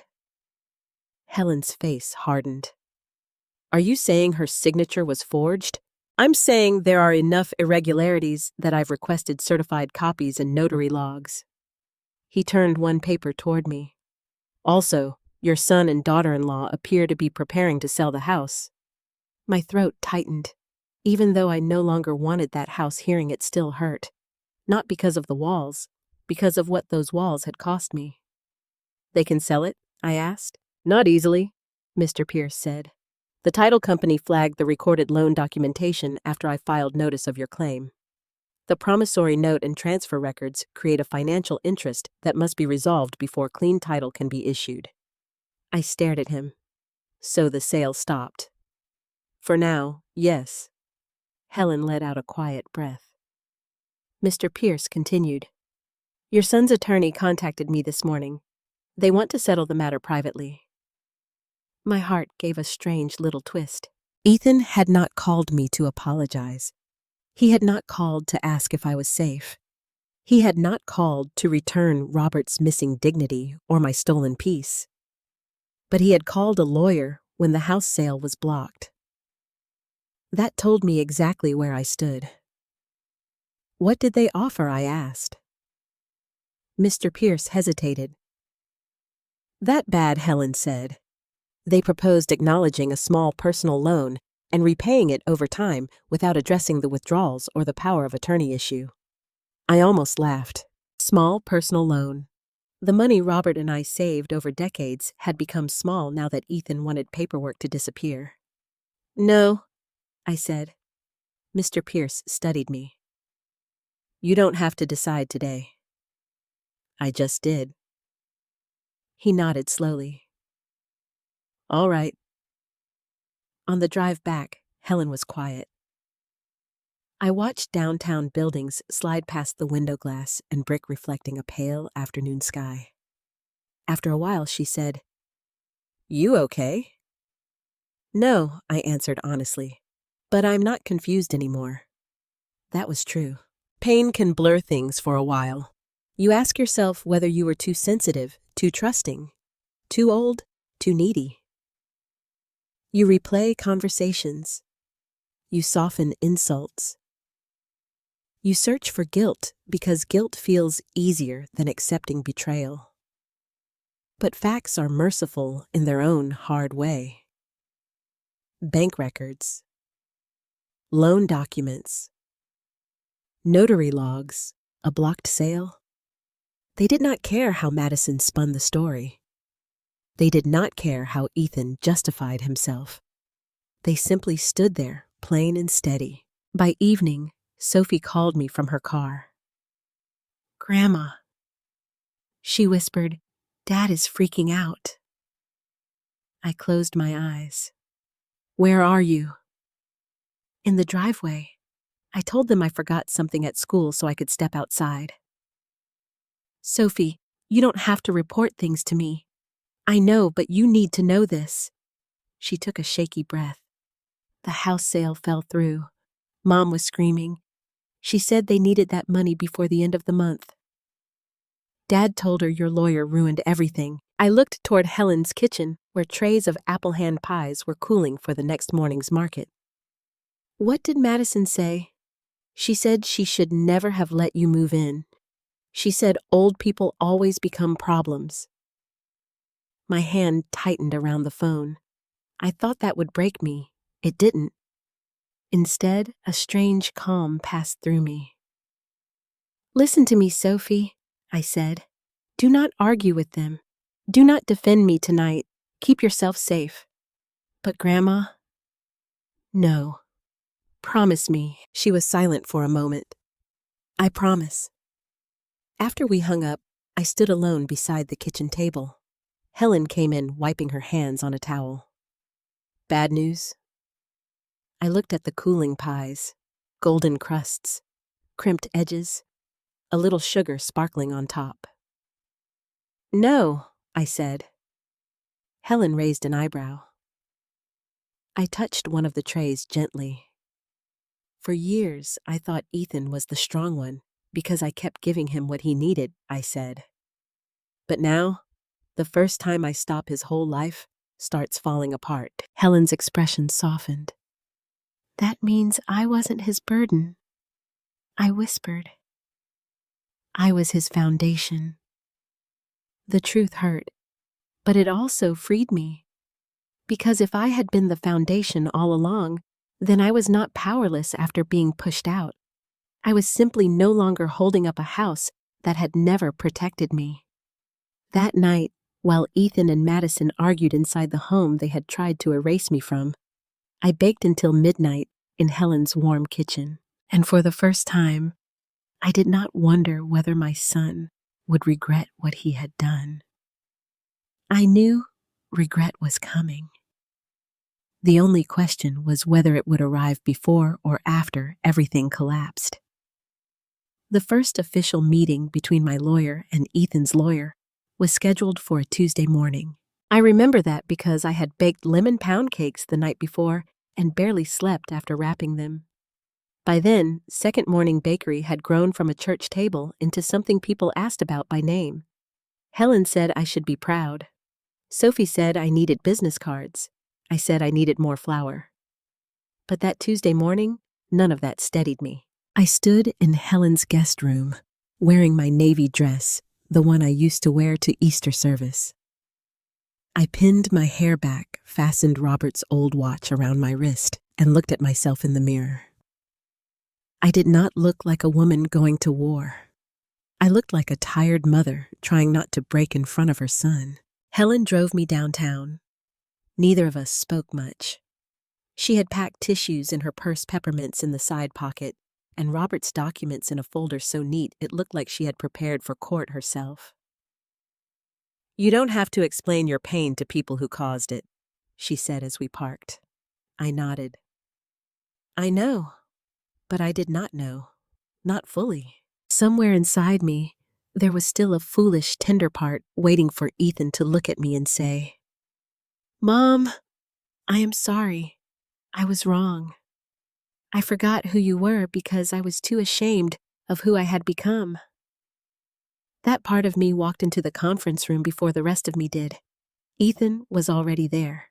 He sat beside his attorney at the long table wearing a gray suit and a tie I had bought him years ago for Father's Day. Seeing it felt like being quietly mocked by memory. His face looked thinner. Dark half-moons sat beneath his eyes.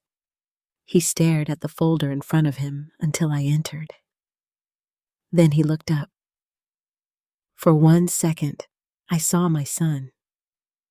Not the man who changed the locks. Not the man who stood in the bank parking lot and told me not to use the word stole. Just my boy, frightened and lost. Then Madison shifted in her chair beside him and his expression closed. She had come too.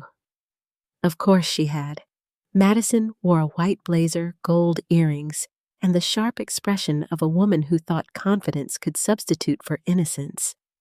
Her attorney sat beside her flipping through papers. Mr. Pierce pulled out a chair for me. Mrs. Chandler, he said gently. I sat. Helen took the seat behind me, not at the table, but close enough that I could feel her strength at my back. Ethan's attorney began with polite language. He said everyone wanted to avoid unnecessary conflict. He said family matters were best handled privately. He said emotions were high on both sides. Both sides. I looked at Ethan. His eyes dropped. Mr. Pierce listened without interrupting. Then he opened his folder. We appreciate the desire to resolve this efficiently, he said. However, this is not merely an emotional family disagreement. Mrs. Chandler was removed from a residence after contributing substantial funds toward its purchase. Her personal accounts were accessed through a power of attorney now under legal review. Additional amendments to that power of attorney appear questionable. We also have a signed promissory note transfer documentation and written acknowledgement from Mr. Chandler regarding repayment. Madison's attorney leaned forward. My clients dispute the characterization of those funds. Mr. Pierce slid a copy of the promissory note across the table.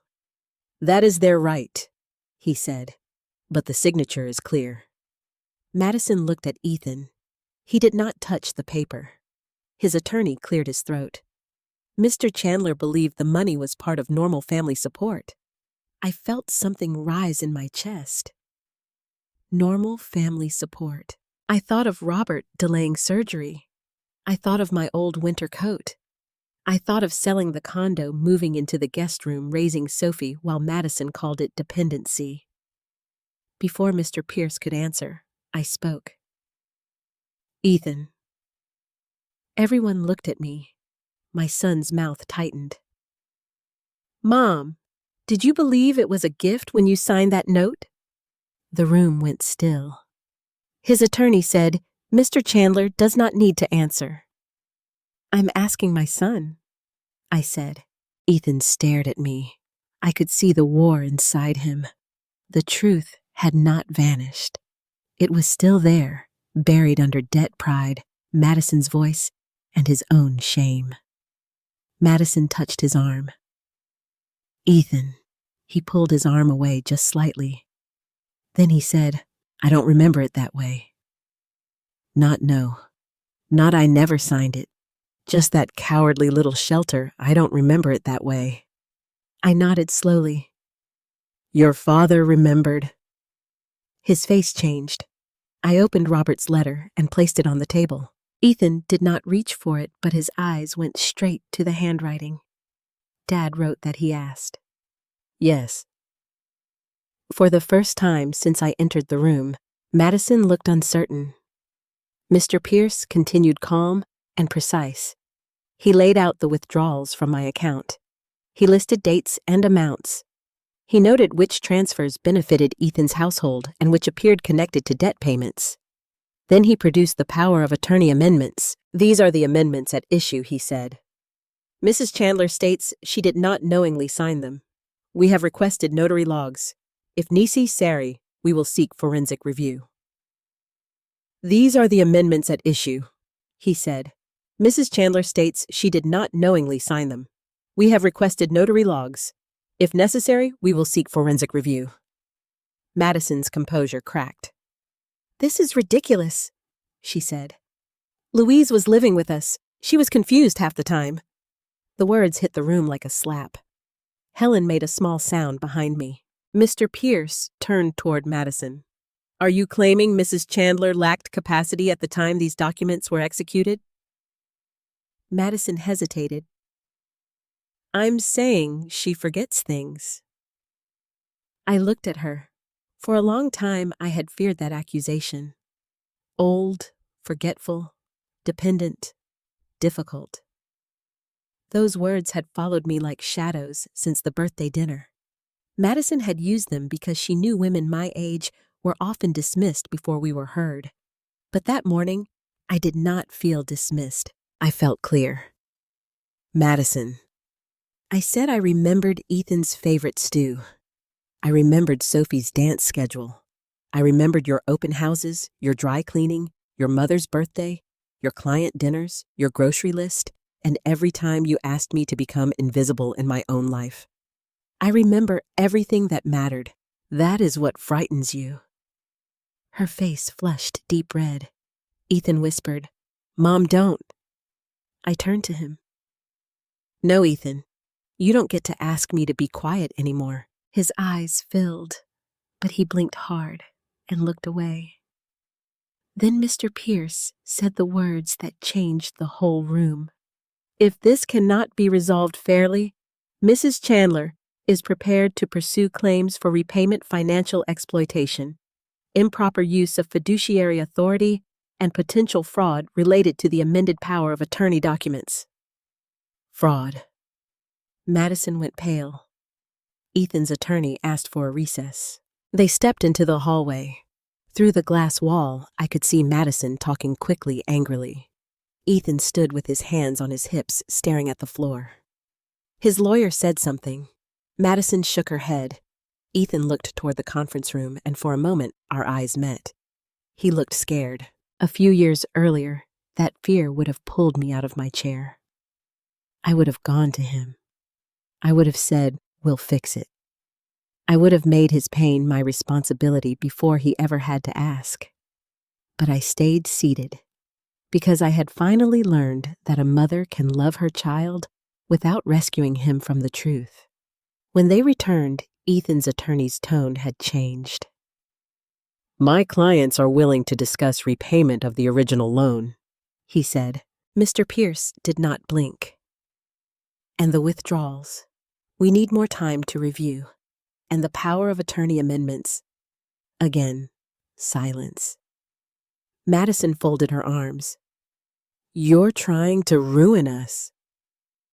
I looked at her calmly. No, I'm trying to stop you from ruining me. Ethan closed his eyes. The meeting ended without settlement. Mr. Pierce said that was normal. He said pressure often revealed what people wanted hidden. He said the next step would be formal demands and records requests. But as I gathered my folder, Ethan came around the table. Mom, he said quietly. Madison snapped Ethan, don't. He ignored her. He stood in front of me close enough that I could see the redness in his eyes. I never meant for it to go this far, he said.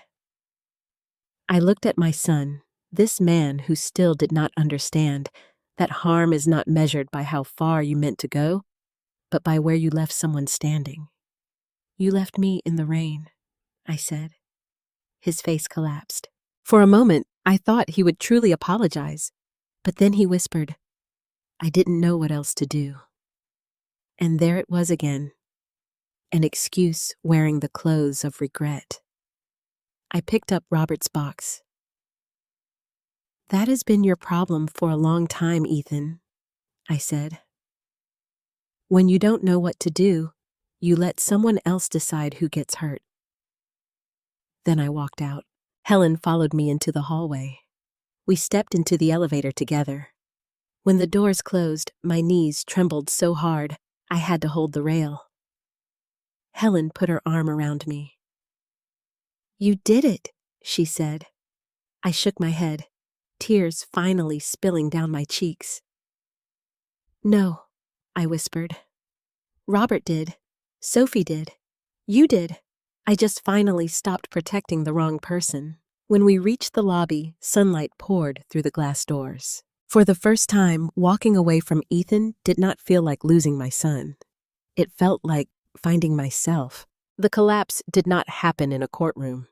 It happened in a church fellowship hall, with paper tablecloths, lukewarm coffee, donated raffle baskets, and a room full of people who had once believed Ethan Chandler was the kind of man who had everything under control. Every spring, our church helped sponsor a community fundraiser for families facing medical bills. I had volunteered for years, usually in the kitchen cutting pies and refilling coffee urns.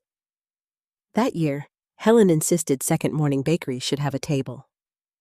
"You're part of this community," she said. "Stop hiding like you did something wrong." "I'm not hiding," I told her. She gave me a look over her glasses. "Louise, so I baked. I made cinnamon rolls, lemon cakes, apple hand pies, and small boxes of orange-glazed cookies tied with twine." Sophie helped me stamp each bag with a little sunrise logo she had drawn herself. Helen arranged everything so beautifully that for a moment I almost forgot the event might bring me face to face with people who had heard Madison's version of the story. And Madison had been talking. I knew because church ladies are kind, but they are not silent. A few had asked gentle questions. "Louise, are you staying with Helen for a while? Is everything all right with Ethan? We heard there was some confusion about the house." Confusion. That word followed me everywhere, but I had learned not to defend myself too quickly. Truth does not need to chase every lie down the street. Sometimes it waits at the end of the road. The fundraiser began at 5 o'clock on a Saturday afternoon. The hall filled with neighbors, church members, business owners, and families with children running between tables. Someone played soft gospel music near the entrance. The smell of chili coffee and fresh pastry mingled in the warm air. For the first hour, everything was peaceful. People came to my table smiling. "I've heard about these cinnamon rolls. My coworker said your lemon cake is dangerous. Are you taking orders for Easter?" Each time, someone handed me money. Each time, someone praised my baking. A quiet strength settled deeper inside me. Not because I needed applause, but because I had spent too long being treated like a woman whose usefulness had expired. Then Ethan walked in. I felt him before I saw him. A shift in the room. A tiny pause in conversation. Sophie, who had been placing cookies into a bag, looked toward the entrance and froze. Ethan wore a dark coat and a strained expression. Madison came beside him, smiling too widely, touching his arm, as if they were still the perfect couple everyone once thought they were. She had dressed for performance. Cream blazer, gold necklace, hair smooth, chin lifted. Ethan looked like a man held together by thread. His eyes found mine across the room. I did not look away. Madison guided him toward a table of local business sponsors where several people greeted them politely. She laughed at something nobody funny had said. Ethan shook hands. From a distance, they still looked respectable. That was the thing about public image. It could survive almost anything until someone pulled at the loose seam. The seam arrived at 6:12 p.m. His name was Carl Benson. I did not know him then, but I would learn later that he was one of the smaller investors Ethan had borrowed from after the construction partnership began sinking. Carl was a broad-shouldered man in his late 50s, with a red face and the blunt posture of someone who had run out of patience. He entered the fellowship hall, scanned the room, and walked straight toward Ethan. At first, nobody noticed. The raffle announcer was calling ticket numbers. Children were laughing near the dessert table. Helen was explaining to a woman how to warm cinnamon rolls in the oven. Then Carl's voice cut through the hall. "You've got some nerve showing up here." The room quieted in pieces. Ethan turned pale. Madison's smile vanished. "Excuse me." Carl ignored her. His eyes stayed on Ethan. "I've been calling you for 3 weeks. Ethan stepped closer, lowering his voice. "Carl, this isn't the place." "No, you don't get to tell me the place," Carl said. "You said I'd be paid after closade. You said I'd be paid after closing. Then the sale gets blocked. Then you stop answering. People began turning. Sophie moved closer to me. I put a hand on her back. Madison's face tightened. This is a private matter. Ing. Then the sale gets blocked. Then you stop answering. People began turning. Sophie moved closer to me. I put a hand on her back. Madison's face tightened. This is a private matter. Carl laughed once. Private. He took money from half the people in this room. A ripple moved through the hall. Ethan whispered, "Stop!" But Carl had crossed the point where shame still cared about manners. You told me the house was clean, Carl said. You told me the sale was guaranteed. You told me your mother was just being difficult and would sign off once your attorney handled her. My breath caught. There it was, not whispered behind doors, not hidden in documents, spoken out loud in a room full of witnesses.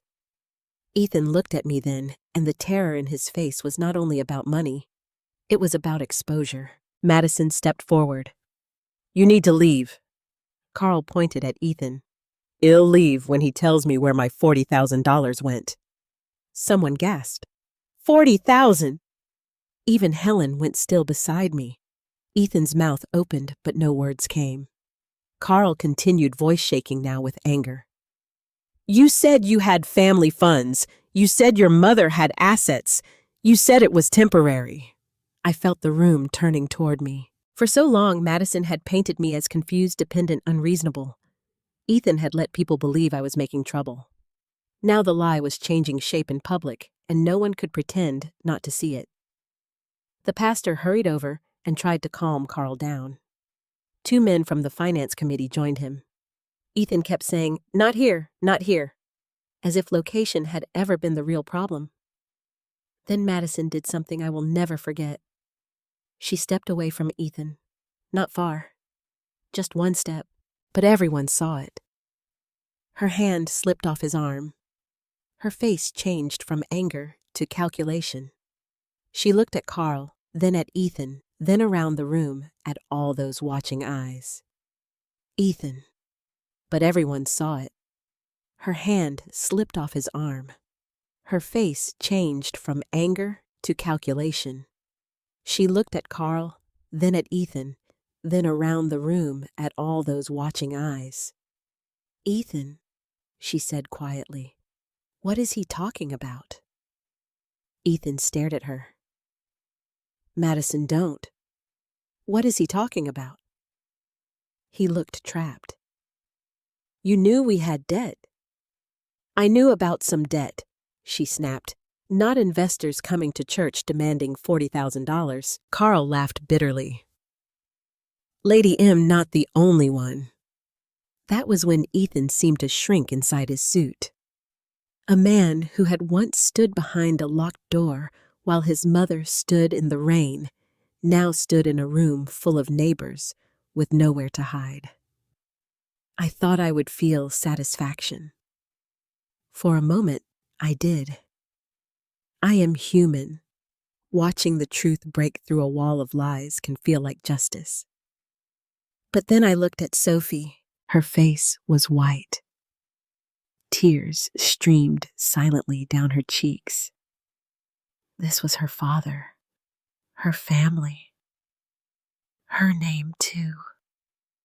Public exposure may punish the guilty, but it also burns everyone standing too close.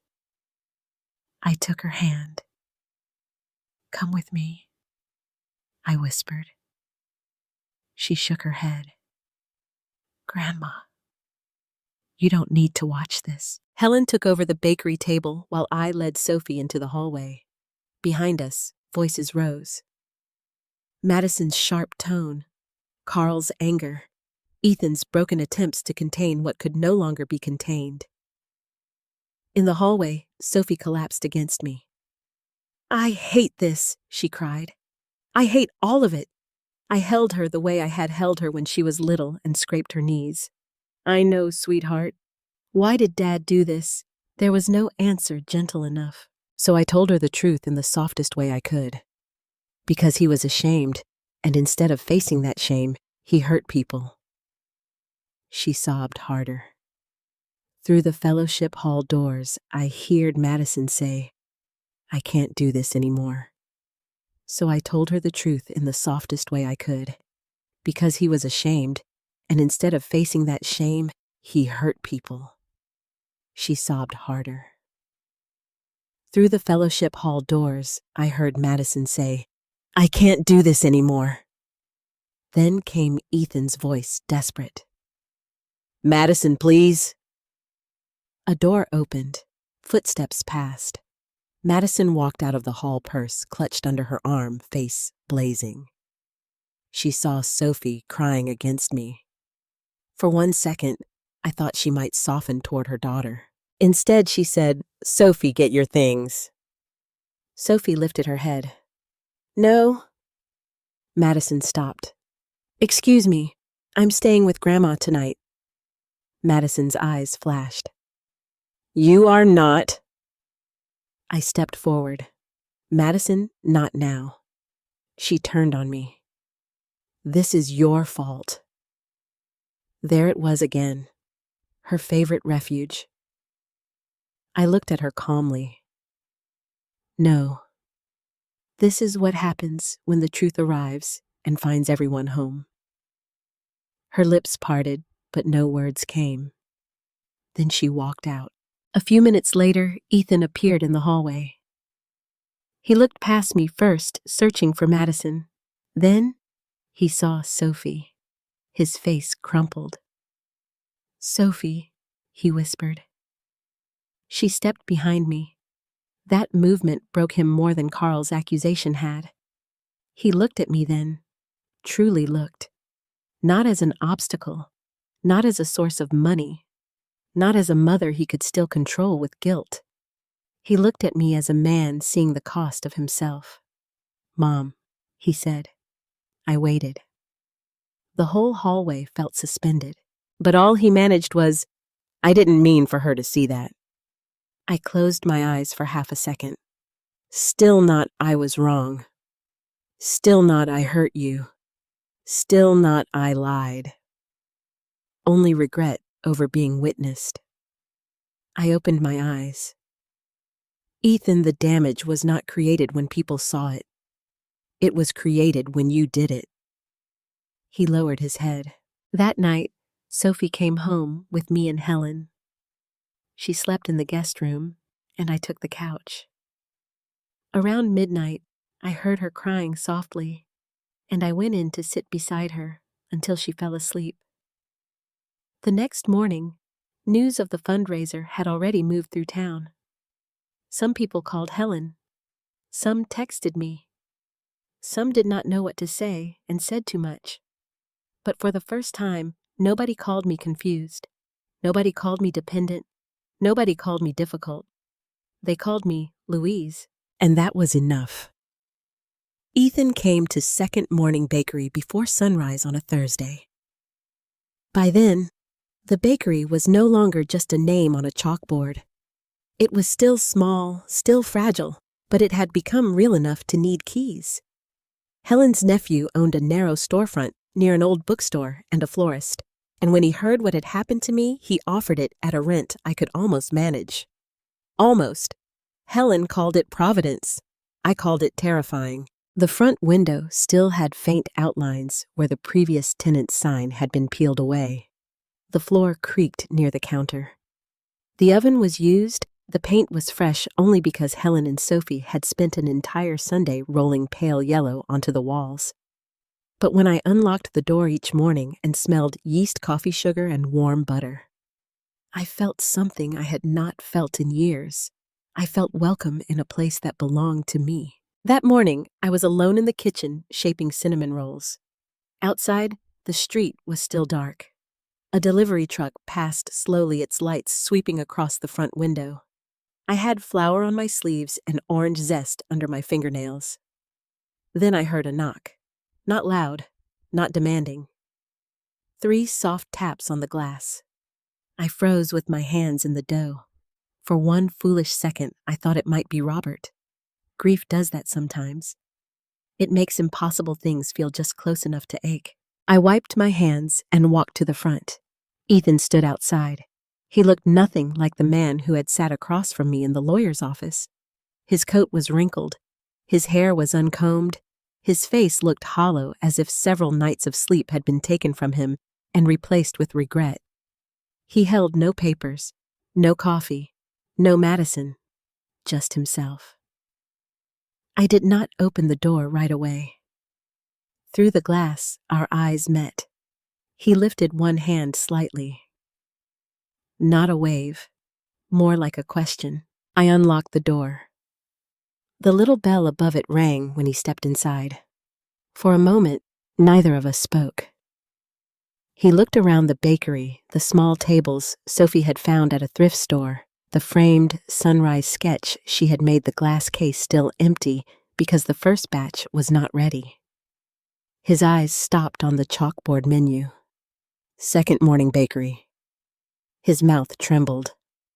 "Mom," he said. The word sounded different that morning. Not casual, not entitled, almost unfamiliar, as if he had lost the right to say it and was testing whether it still belonged to him. I folded my arms. "Why are you here, Ethan?" He swallowed. "I needed to see you. At 5:30 in the morning, I figured Madison wouldn't be here. That told me enough." "She left?" I asked. He looked down. "2 nights ago," he said. "She took some things and went to her sister's place in Cincinnati." I felt no triumph, only a dull sadness. Not for Madison exactly, but for all the wreckage pride leaves behind when it finally runs out of room. "And Sophie, with me. For now. She barely speaks to me."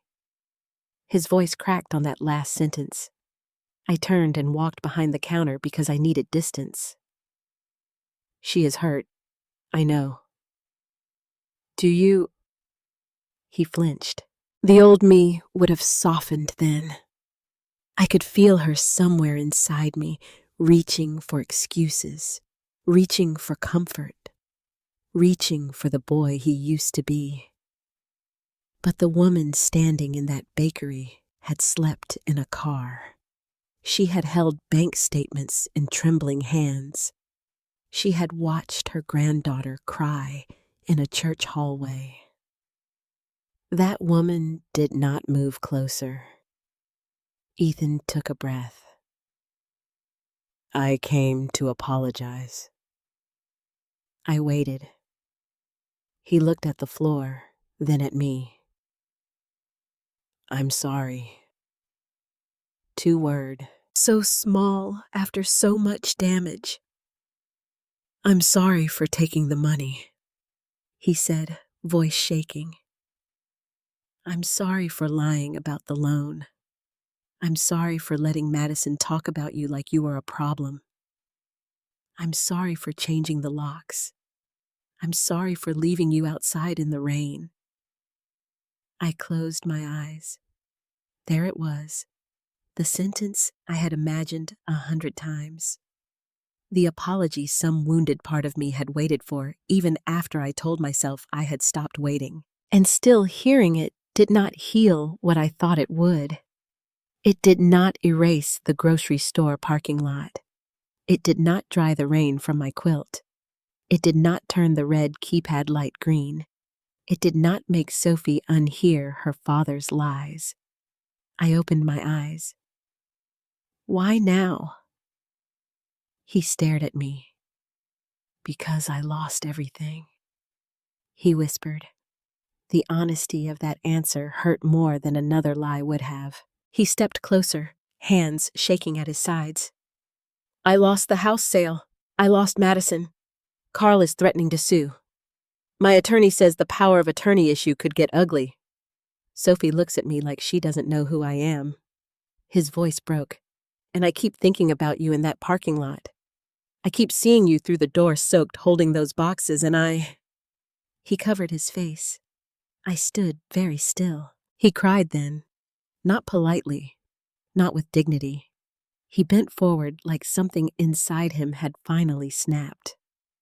"Mom, I was ashamed," he said through his hands. I was so ashamed. I thought I could fix it before anyone knew. Then one bill became 10, one lie became 20, and Madison kept saying we had to protect our future, our image, our life. And every time I looked at you, I saw the person who had given me everything, and I hated myself for still needing more. I gripped the edge of the counter. He lowered his hands. His face was wet. I turned you into the enemy because I couldn't stand being the failure. That sentence was the closest thing to truth he had ever given me. For a moment, silence filled the bakery. The oven hummed behind me. Dough rose beneath a clean towel on the steel table. Outside, the sky had begun to pale at the edges. Ethan looked around again. You built this, he said. Yes. Without me. Yes, he nodded, and fresh tears spilled over. I don't know how to be your son anymore. I felt the old ache return, but softer now, less desperate. Maybe you start by learning how to be honest. He wiped his face. I want to make it right. Then make it right. I will. I'll sign whatever Mr. Pierce needs. I'll repay what I can. I'll cooperate on the documents. He stopped, then looked at me with a pleading I recognized from his childhood. Mom, please come home. The words struck me harder than I expected. Please come home. Once those words would have sounded like rescue. Once I would have packed my things before he finished the sentence. Once all I wanted was to be wanted again. But I looked around the bakery. My bakery. The counters Helen and I scrubbed. The menu Sophie decorated. The first trays of rolls waiting to rise. The little sunrise on the wall. The life I had begun building with hands that once trembled from betrayal. And I realized something so quietly powerful it nearly took my breath away. I did not want to go back. Not because I hated Ethan, because I had finally found myself outside the place where he had broken me. No, I said softly. His face crumpled. Mom, I forgive you, Ethan. Or at least, I am trying to. But I am not coming back to live in that house. It won't be like before. You don't know that. I swear you swore before I said. He went silent. I walked around the counter, then slowly until I stood in front of him. You are sorry, I said. I believe that, but part of your sorrow is still about what you lost. Your wife left. Your debts surfaced. Sophie pulled away. The house is trapped in legal trouble, and now you want your mother because the world feels cold. He looked down ashamed. I loved you in the cold. Ethan, I whispered. I loved you when you had nothing. I loved you when you needed tuition, childcare, money, meals, forgiveness. But when I was the one standing in the cold, you left me there. His shoulders shook. I know, he said, and that knowing has to change you, not just bring you back to me. He nodded, crying silently. I reached out and touched his cheek. My son closed his eyes like a child. That was the hardest part. Even after everything, he was still my child. But I had learned the difference between love and surrender. When the first sunlight entered the bakery window, it fell across both of us, his tears, my flour-dusted hands, the empty tables waiting for customers. I will not abandon you, I said, but I will not abandon myself again to prove I love you. He opened his eyes. Something in him understood. Maybe not fully, not yet, but enough. He stepped back and nodded. What do I do now? I looked toward the kitchen where the dough was ready. You start by telling the truth, I said. To your lawyer, to Sophie, to yourself. And then you keep telling it when it costs you. He wiped his face with both hands. I don't deserve another chance. No, I said gently. You don't deserve one. You earn one. He stood there for another moment, then turned toward the door. Before leaving, he looked back at the bakery. It smells like home, he said. I smiled sadly. For me too, I answered. The bell rang when he stepped outside. I locked the door behind him, not out of fear but because the bakery was not open yet. Then I returned to the kitchen, rolled the dough, and placed the cinnamon rolls in the pan. My hands were steady. For years, I thought Ethan's apology would be the moment my heart began healing. But as the first tray went into the oven, I understood the truth. I had started healing before he ever regretted anything. After Ethan left the bakery that morning, I thought I would feel lighter. I did not. Apologies are strange things. People imagine them as keys that unlock pain, but sometimes they only open the room where pain has been waiting quietly all along. For days after Ethan's visit, I moved through the bakery with a tenderness in my chest that made even ordinary things feel heavy. I mixed dough. I packed orders. I smiled at customers. I paid the flour supplier. I told Helen I was fine. She did not believe me. You can forgive him and still grieve what he did, she said one evening while we wiped down the counters. I know. Do you? I looked at the trays stacked near the sink. I'm trying. Helen gave me the mercy of silence. Ethan did what I had asked, at least in the beginning. He met with Mr. Pierce and his own attorney. He admitted the loan had been real. He agreed to a repayment plan for the original amount Robert and I had given him.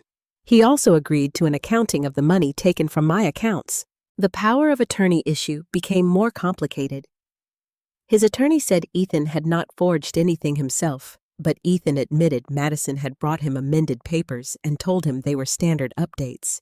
He signed where she told him to sign and filed what she told him to file. Whether that was stupidity, willful blindness, or both, Mr. Pierce said it still mattered. Your son may have let someone else drive, he told me, but he stayed in the car. That sounded like Ethan, letting someone else decide who got hurt. Madison did not cooperate easily. She claimed she had only been trying to help manage family affairs. She denied wrongdoing.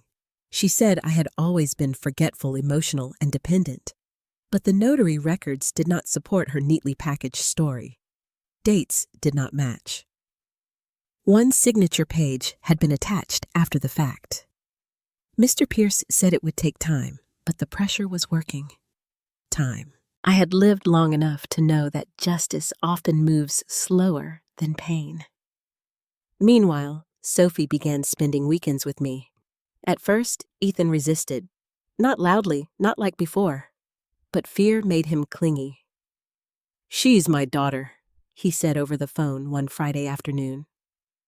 And I'm not taking her from you, I replied. She asked to help at the bakery. She barely looks at me. Then give her a reason to look again. He was quiet. I softened my voice, not for him, but for the mother inside me, who did not want to become cruel just because I had been hurt. Ethan trust is not rebuilt by holding someone closer. It is rebuilt by becoming safe enough that they choose to come near. He exhaled shakily. You sound like Dad.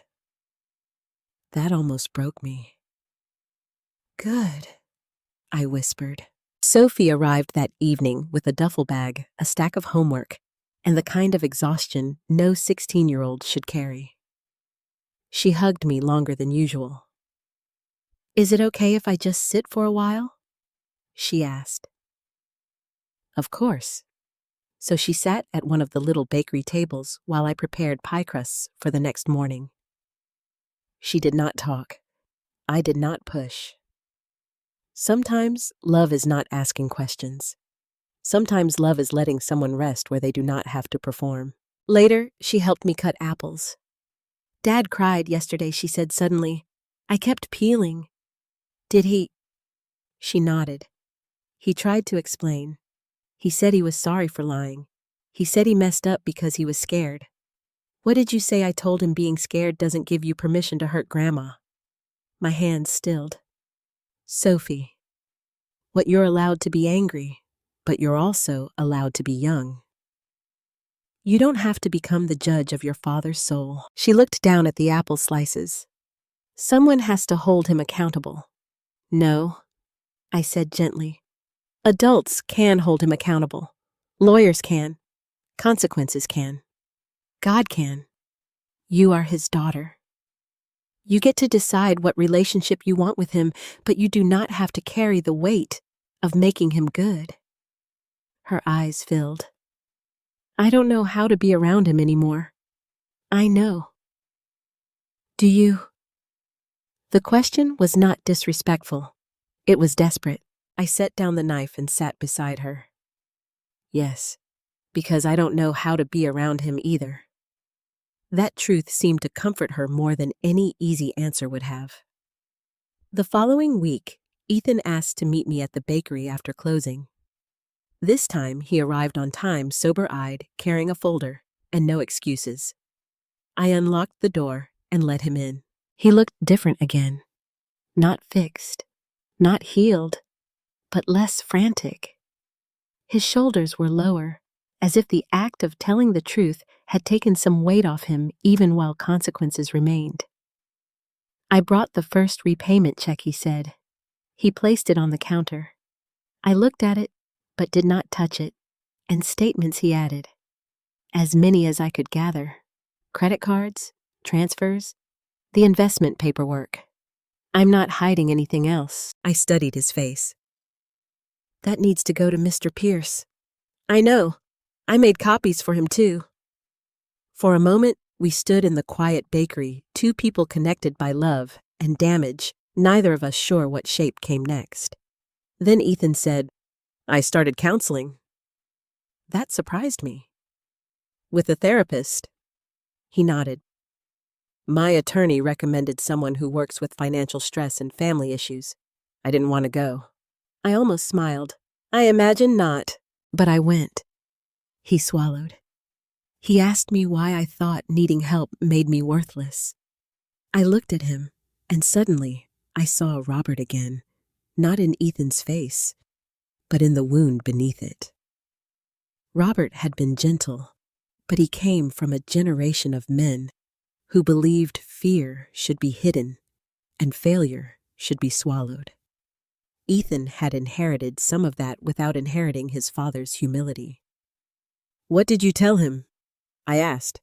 Ethan looked down. I told him I didn't know. That was probably the most honest answer he could have given. He pushed the check closer.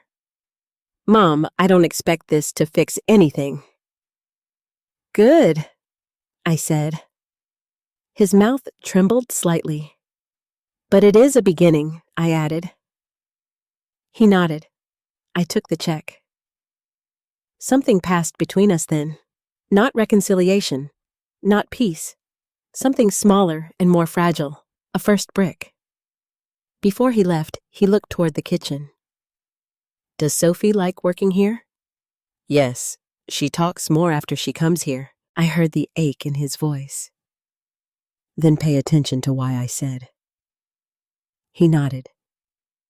Because she feels safe. Yes. The words sat between us like a lesson.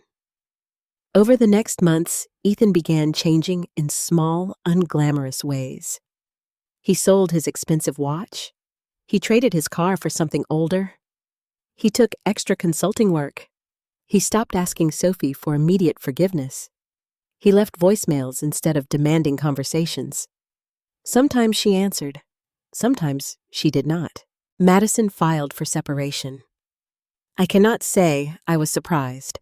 Without the house sale, without the image, without the illusion that Ethan could still provide the lifestyle she wanted. Her devotion thinned quickly. Sophie struggled with that too, though she rarely said so. It hurts a child to realize one parent's love may have been tied to comfort. One Sunday afternoon, Sophie and I sat on the bakery floor, painting a second-hand bookshelf for the front corner. She had chosen a soft blue color. "Grandma," she said, "do you think Dad really changed?" I dipped my brush into the paint. "I think he is changing." "That's not the same." "No," I said, "it isn't." "How will we know?" I thought about it carefully. "We won't know by what he says when he's crying," I said. "We'll know by what he does when nobody is clapping for him. We'll know by whether he tells the truth when lying would be easier. We'll know by whether he respects the word no." She nodded slowly. Then she asked, "Do you still love him?" The question pierced me. "Yes," I said, "very much. Even after everything. Love doesn't always disappear when someone hurts you," I said. "Sometimes it stays, but it learns to stand farther back." Sophie leaned her head against my shoulder. I kissed her hair. That evening, Ethan texted me, "Thank you for letting Sophie work with you. I know I haven't earned much, but I'm grateful." I read the message twice. Then I replied, "Keep earning." He did not respond with excuses or emotional pressure. Only 2 words. "I will." And for the first time in a long time, I hoped he meant them. The day's second morning bakery was featured in the local newspaper. I almost threw the paper away. Not because I was ungrateful, because seeing my own face on the front page of the community section felt so strange that my first instinct was to hide it under a stack of flour invoices. Helen was the one who found it. She burst through this bakery door at 6:30 in the morning, waving the paper like she had just won the lottery. "Louise Chandler, she said you are famous." I was arranging blueberry muffins in the display case. "Helen, please don't start. Don't start. Woman, you are in print." Sophie came in behind her, carrying 2 iced coffees and a backpack. She grabbed the paper before I could protest. Her eyes lit up. "Grandma." On the page was a photograph of me standing behind the counter, wearing my flour-dusted apron, with trays of cinnamon rolls cooling behind me. The headline read, "Second Morning Bakery brings sweetness strength and second chances to Columbus." I read the headline twice. Second chances. For some people, those words meant giving someone else another opportunity. For me, they meant something quieter. I had given myself another morning, another room, another name that was not burden-dependent, difficult, or old. Just Louise. The article told a gentle version of the truth. It mentioned that I was a widow, that I had started selling baked goods after a difficult family transition, that Helen Brooks, my friend and unofficial business partner, had helped me build the bakery from church market tables into a small storefront. It mentioned Sophie's Sunrise logo and the customers who said my cinnamon rolls tasted like memory. It did not mention Ethan's betrayal. I was grateful for that, not because I wanted to protect his image anymore, but because my survival deserved to be known as more than the damage that caused it. By 9 o'clock, customers began arriving with the newspaper folded under their arms. "I saw you in the paper. You should frame this. Do you ship cinnamon rolls?" Helen stood near the register, glowing as if she had personally raised me from scratch. Sophie took orders, smiling more freely than she had in months. She had begun wearing her hair in a loose braid when she worked at the bakery, and every time she leaned over the counter to hand someone a box, I saw the confident young woman she was becoming. Around noon, after the rush slowed, Mr. Pierce called. "I have good news," he said. I sat at the little table near the window. "I could use some." "The repayment agreement is finalized. Your son has signed. The house loan and the improper withdrawals are both addressed in the settlement structure. The power of attorney amendments will be formally disavowed, and your revoked documents are now fully recognized." I closed my eyes. It was not a courtroom victory. There were no dramatic speeches, no judge pounding a gavel, no final scene where every wrong was perfectly repaired. Life rarely works that cleanly, but it was accountability. Ethan would repay what he owed over time. The house would eventually be sold only after my claim was satisfied. The funds taken from my accounts would not be dismissed as a misunderstanding. And most importantly, my name, my mind, and my dignity were no longer legally tangled in papers I had never truly understood. "Thank you," I whispered. "You protected yourself, Mrs. Chandler," Mr. Pierce said. "That matters." After we hung up, I sat there for a long moment with the phone in my hand. Then I cried. Not the shattered crying from the shower at Helen's house. Not the silent crying in the grocery store parking lot. This was different. Softer. Like something inside me had been holding its breath for months and finally let go. Helen saw me and came over alarmed. "What happened?" I laughed through the tears. "It's done." She pulled me into her arms. Sophie joined us, and the three of us stood in the middle of that little bakery holding each other, while the bell above the door chimed, and a confused customer walked in, asking if we still had lemon cake. We did. That evening, Helen and Sophie insisted on celebrating. But the celebration was not only about the legal settlement or the newspaper article. It was about the small white house on Rosewood Lane. I had bought it 2 weeks earlier. A little house. Mine. It had one bedroom downstairs and a smaller one upstairs that Sophie immediately declared hers whenever needed. The kitchen was sunny with old cabinets I planned to repaint. The backyard had raised garden beds, a leaning fence, and a patch of soil that would be perfect for tomatoes. When the realtor handed me the keys, I stood on the porch and thought about the night Ethan changed the locks. A key can be a cruel thing in the wrong hand, but in mine, that small silver key felt like proof. No one could change this lock without me. Helen brought a casserole. Sophie brought a bouquet of grocery store flowers. Mr. Alvarez from Helen's neighborhood brought a toolbox and fixed the porch railing without being asked. Even Karen Whitfield from the bank sent a card. To New Beginnings, it said. We set up folding chairs in the living room because I had not bought furniture yet. Helen placed paper plates on a cardboard box. Sophie taped the newspaper article to the wall with blue painter's tape. "There," she said. "Temporary gallery." I laughed. "Very elegant." "Extremely." As the sun lowered outside the little house filled with warmth, not expensive warmth, not polished warmth, real warmth. The kind made from people who show up without wanting to own you. Then just before dusk, a car pulled up outside.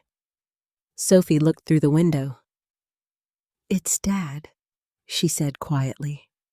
The room shifted. Helen glanced at me. "Do you want me to handle it?" I shook my head. "No. It's all right." I opened the front door. Ethan stood on the porch, holding a plain white envelope.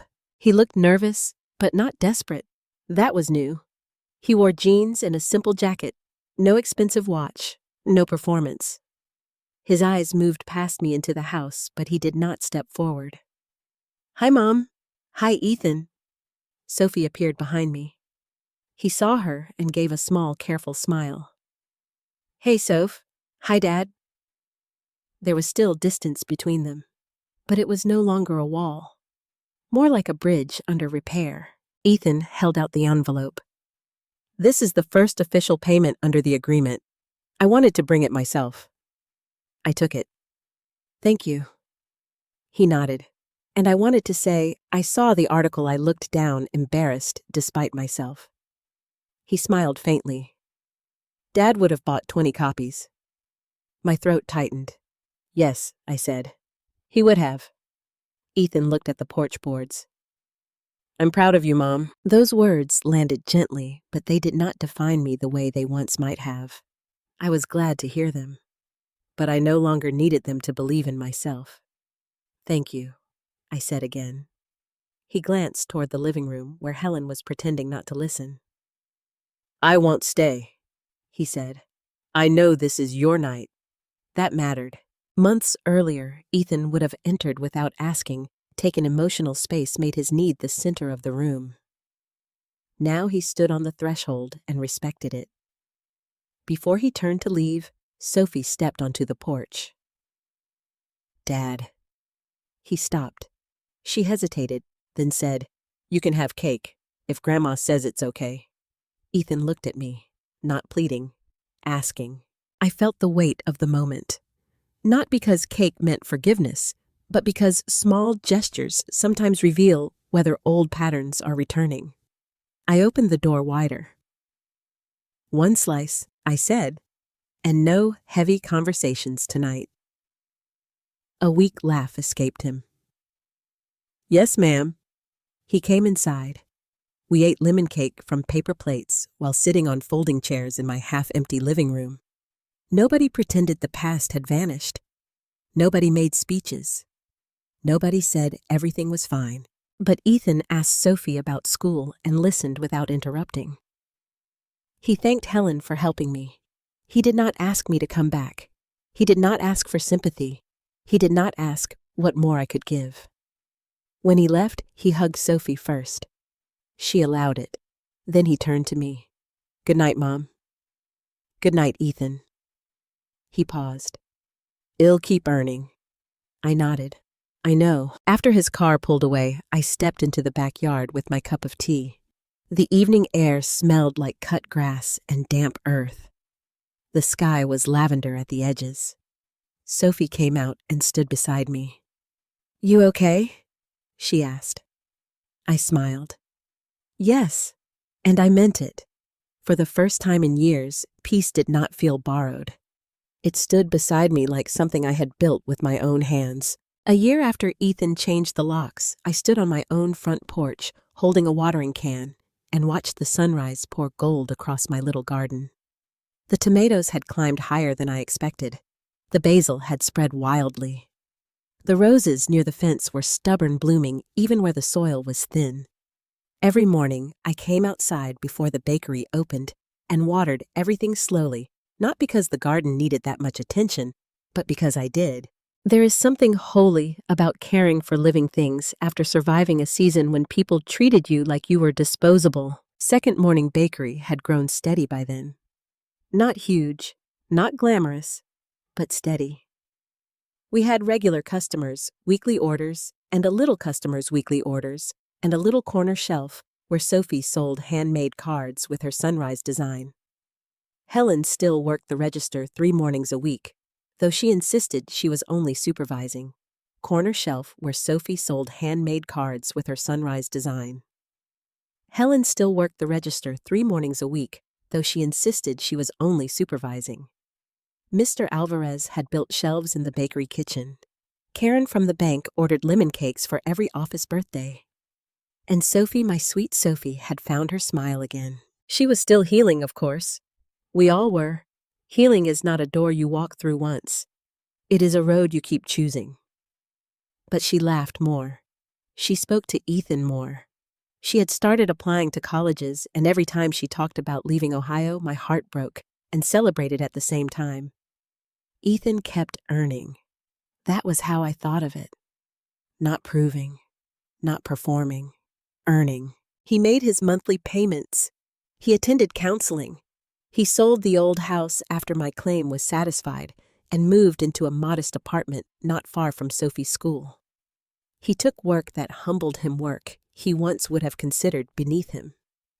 He stopped trying to explain himself to everyone and began making amends quietly. Some people in town forgave him quickly. Some did not. That was not mine to manage. Madison moved to Cincinnati after the separation became permanent.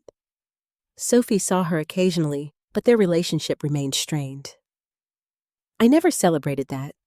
A child does not need anyone cheering the fracture of her mother. But I also did not pretend Madison's absence had not made the air easier to breathe. As for Ethan and me, we were not what we had been. And that was both sad and necessary. He called every Sunday evening. Sometimes we talked for 15 minutes, sometimes longer.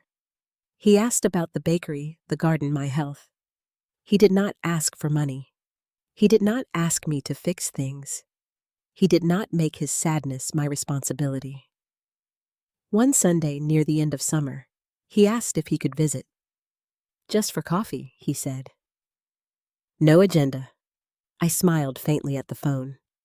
No agenda is a good start. He came the next morning. I had already made coffee and set 2 mugs on the back porch. The garden was bright and damp from watering. A pair of cardinals moved along the fence. Ethan arrived wearing an old work shirt and jeans carrying a small potted lavender plant. I remember you used to like these, he said. I still do. He set it beside the steps, then sat across from me. For a while, we drank coffee quietly. That was new too. We had learned silence did not always need to be filled. Once silence between us had been heavy with avoidance. Now it could simply exist. After a few minutes, Ethan looked toward the garden. This place suits you, he said. It does. He nodded. I used to think you needed us. I looked at him. His face tightened with shame, but he did not look away. I think that was easier than admitting we needed you, he said. That I needed you. Your money. Your help. Your patience. Your forgiveness. He paused. I made your love feel like a burden because I couldn't stand how much I had depended on it. I held my mug with both hands. A year earlier, those words might have pulled tears from me. That morning they settled gently. They did not erase the past, but they showed me he was finally willing to look at it without turning me into the villain. I loved being needed when it still came with respect, I said. What broke me was being used and then blamed for the weight of what I gave. He nodded. I know. This time, I believed he did. He looked down at his coffee. I regret everything, Mom. The sentence hung between us.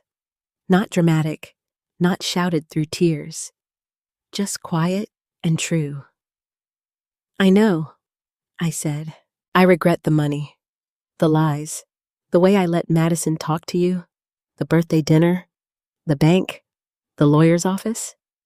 His voice shook. But mostly, I regret the door. I closed my eyes for a moment. The door. Of all the things he had done, that was the image neither of us could escape. Me standing in the rain. Him behind the half-open door. A lock between a mother and the son she had given everything to. I can still see it, he whispered. So can I? He pressed his fingers against his eyes.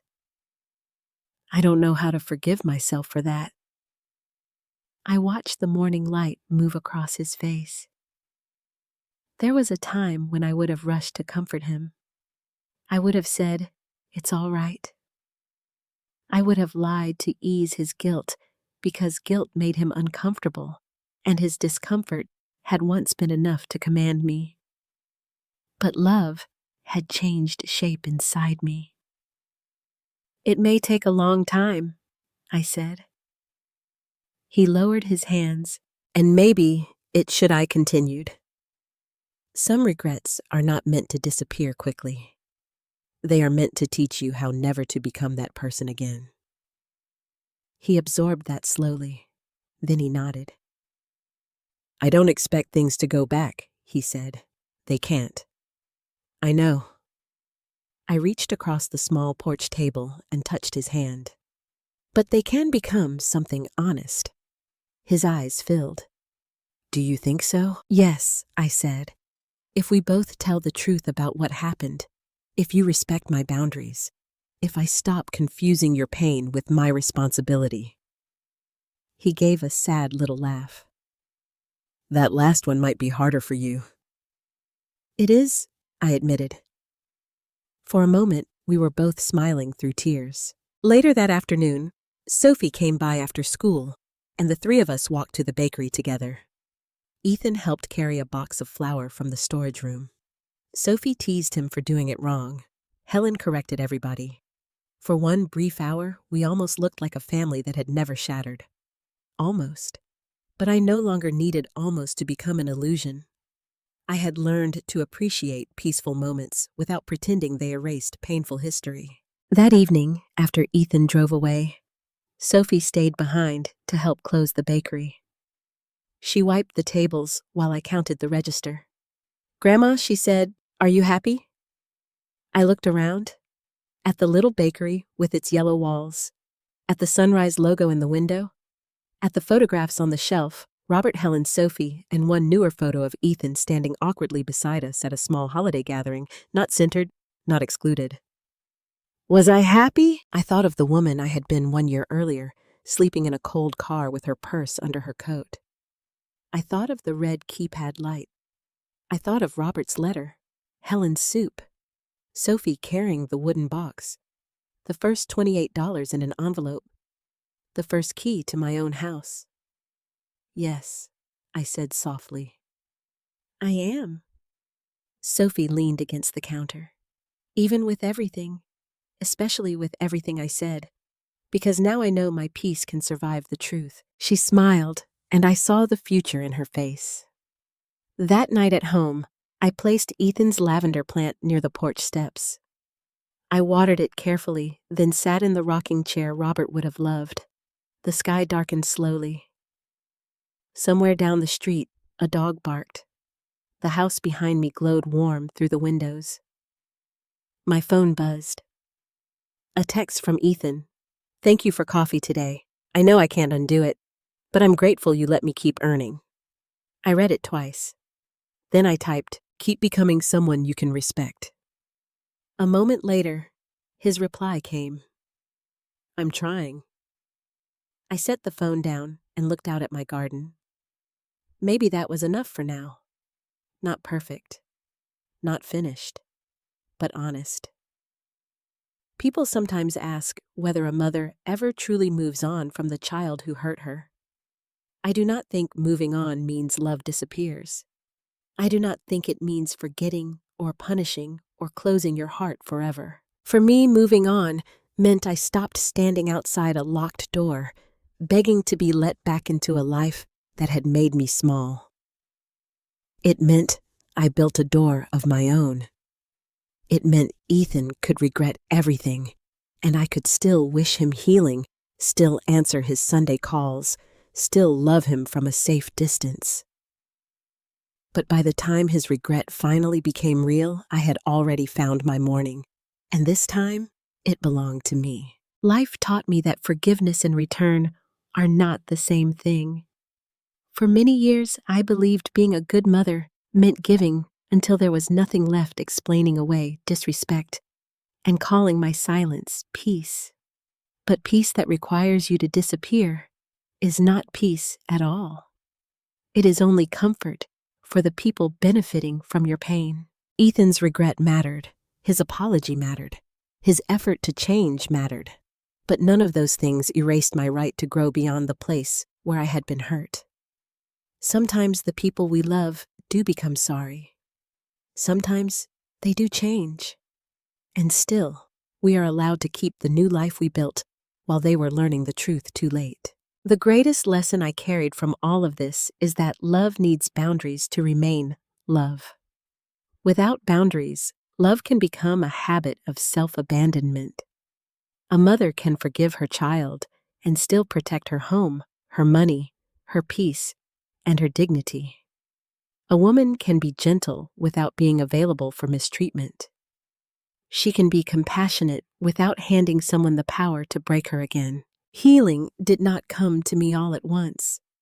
It came through Helen's kindness, Sophie's courage, Robert's wisdom, warm bread, honest work, and the small key to a house nobody could take from me.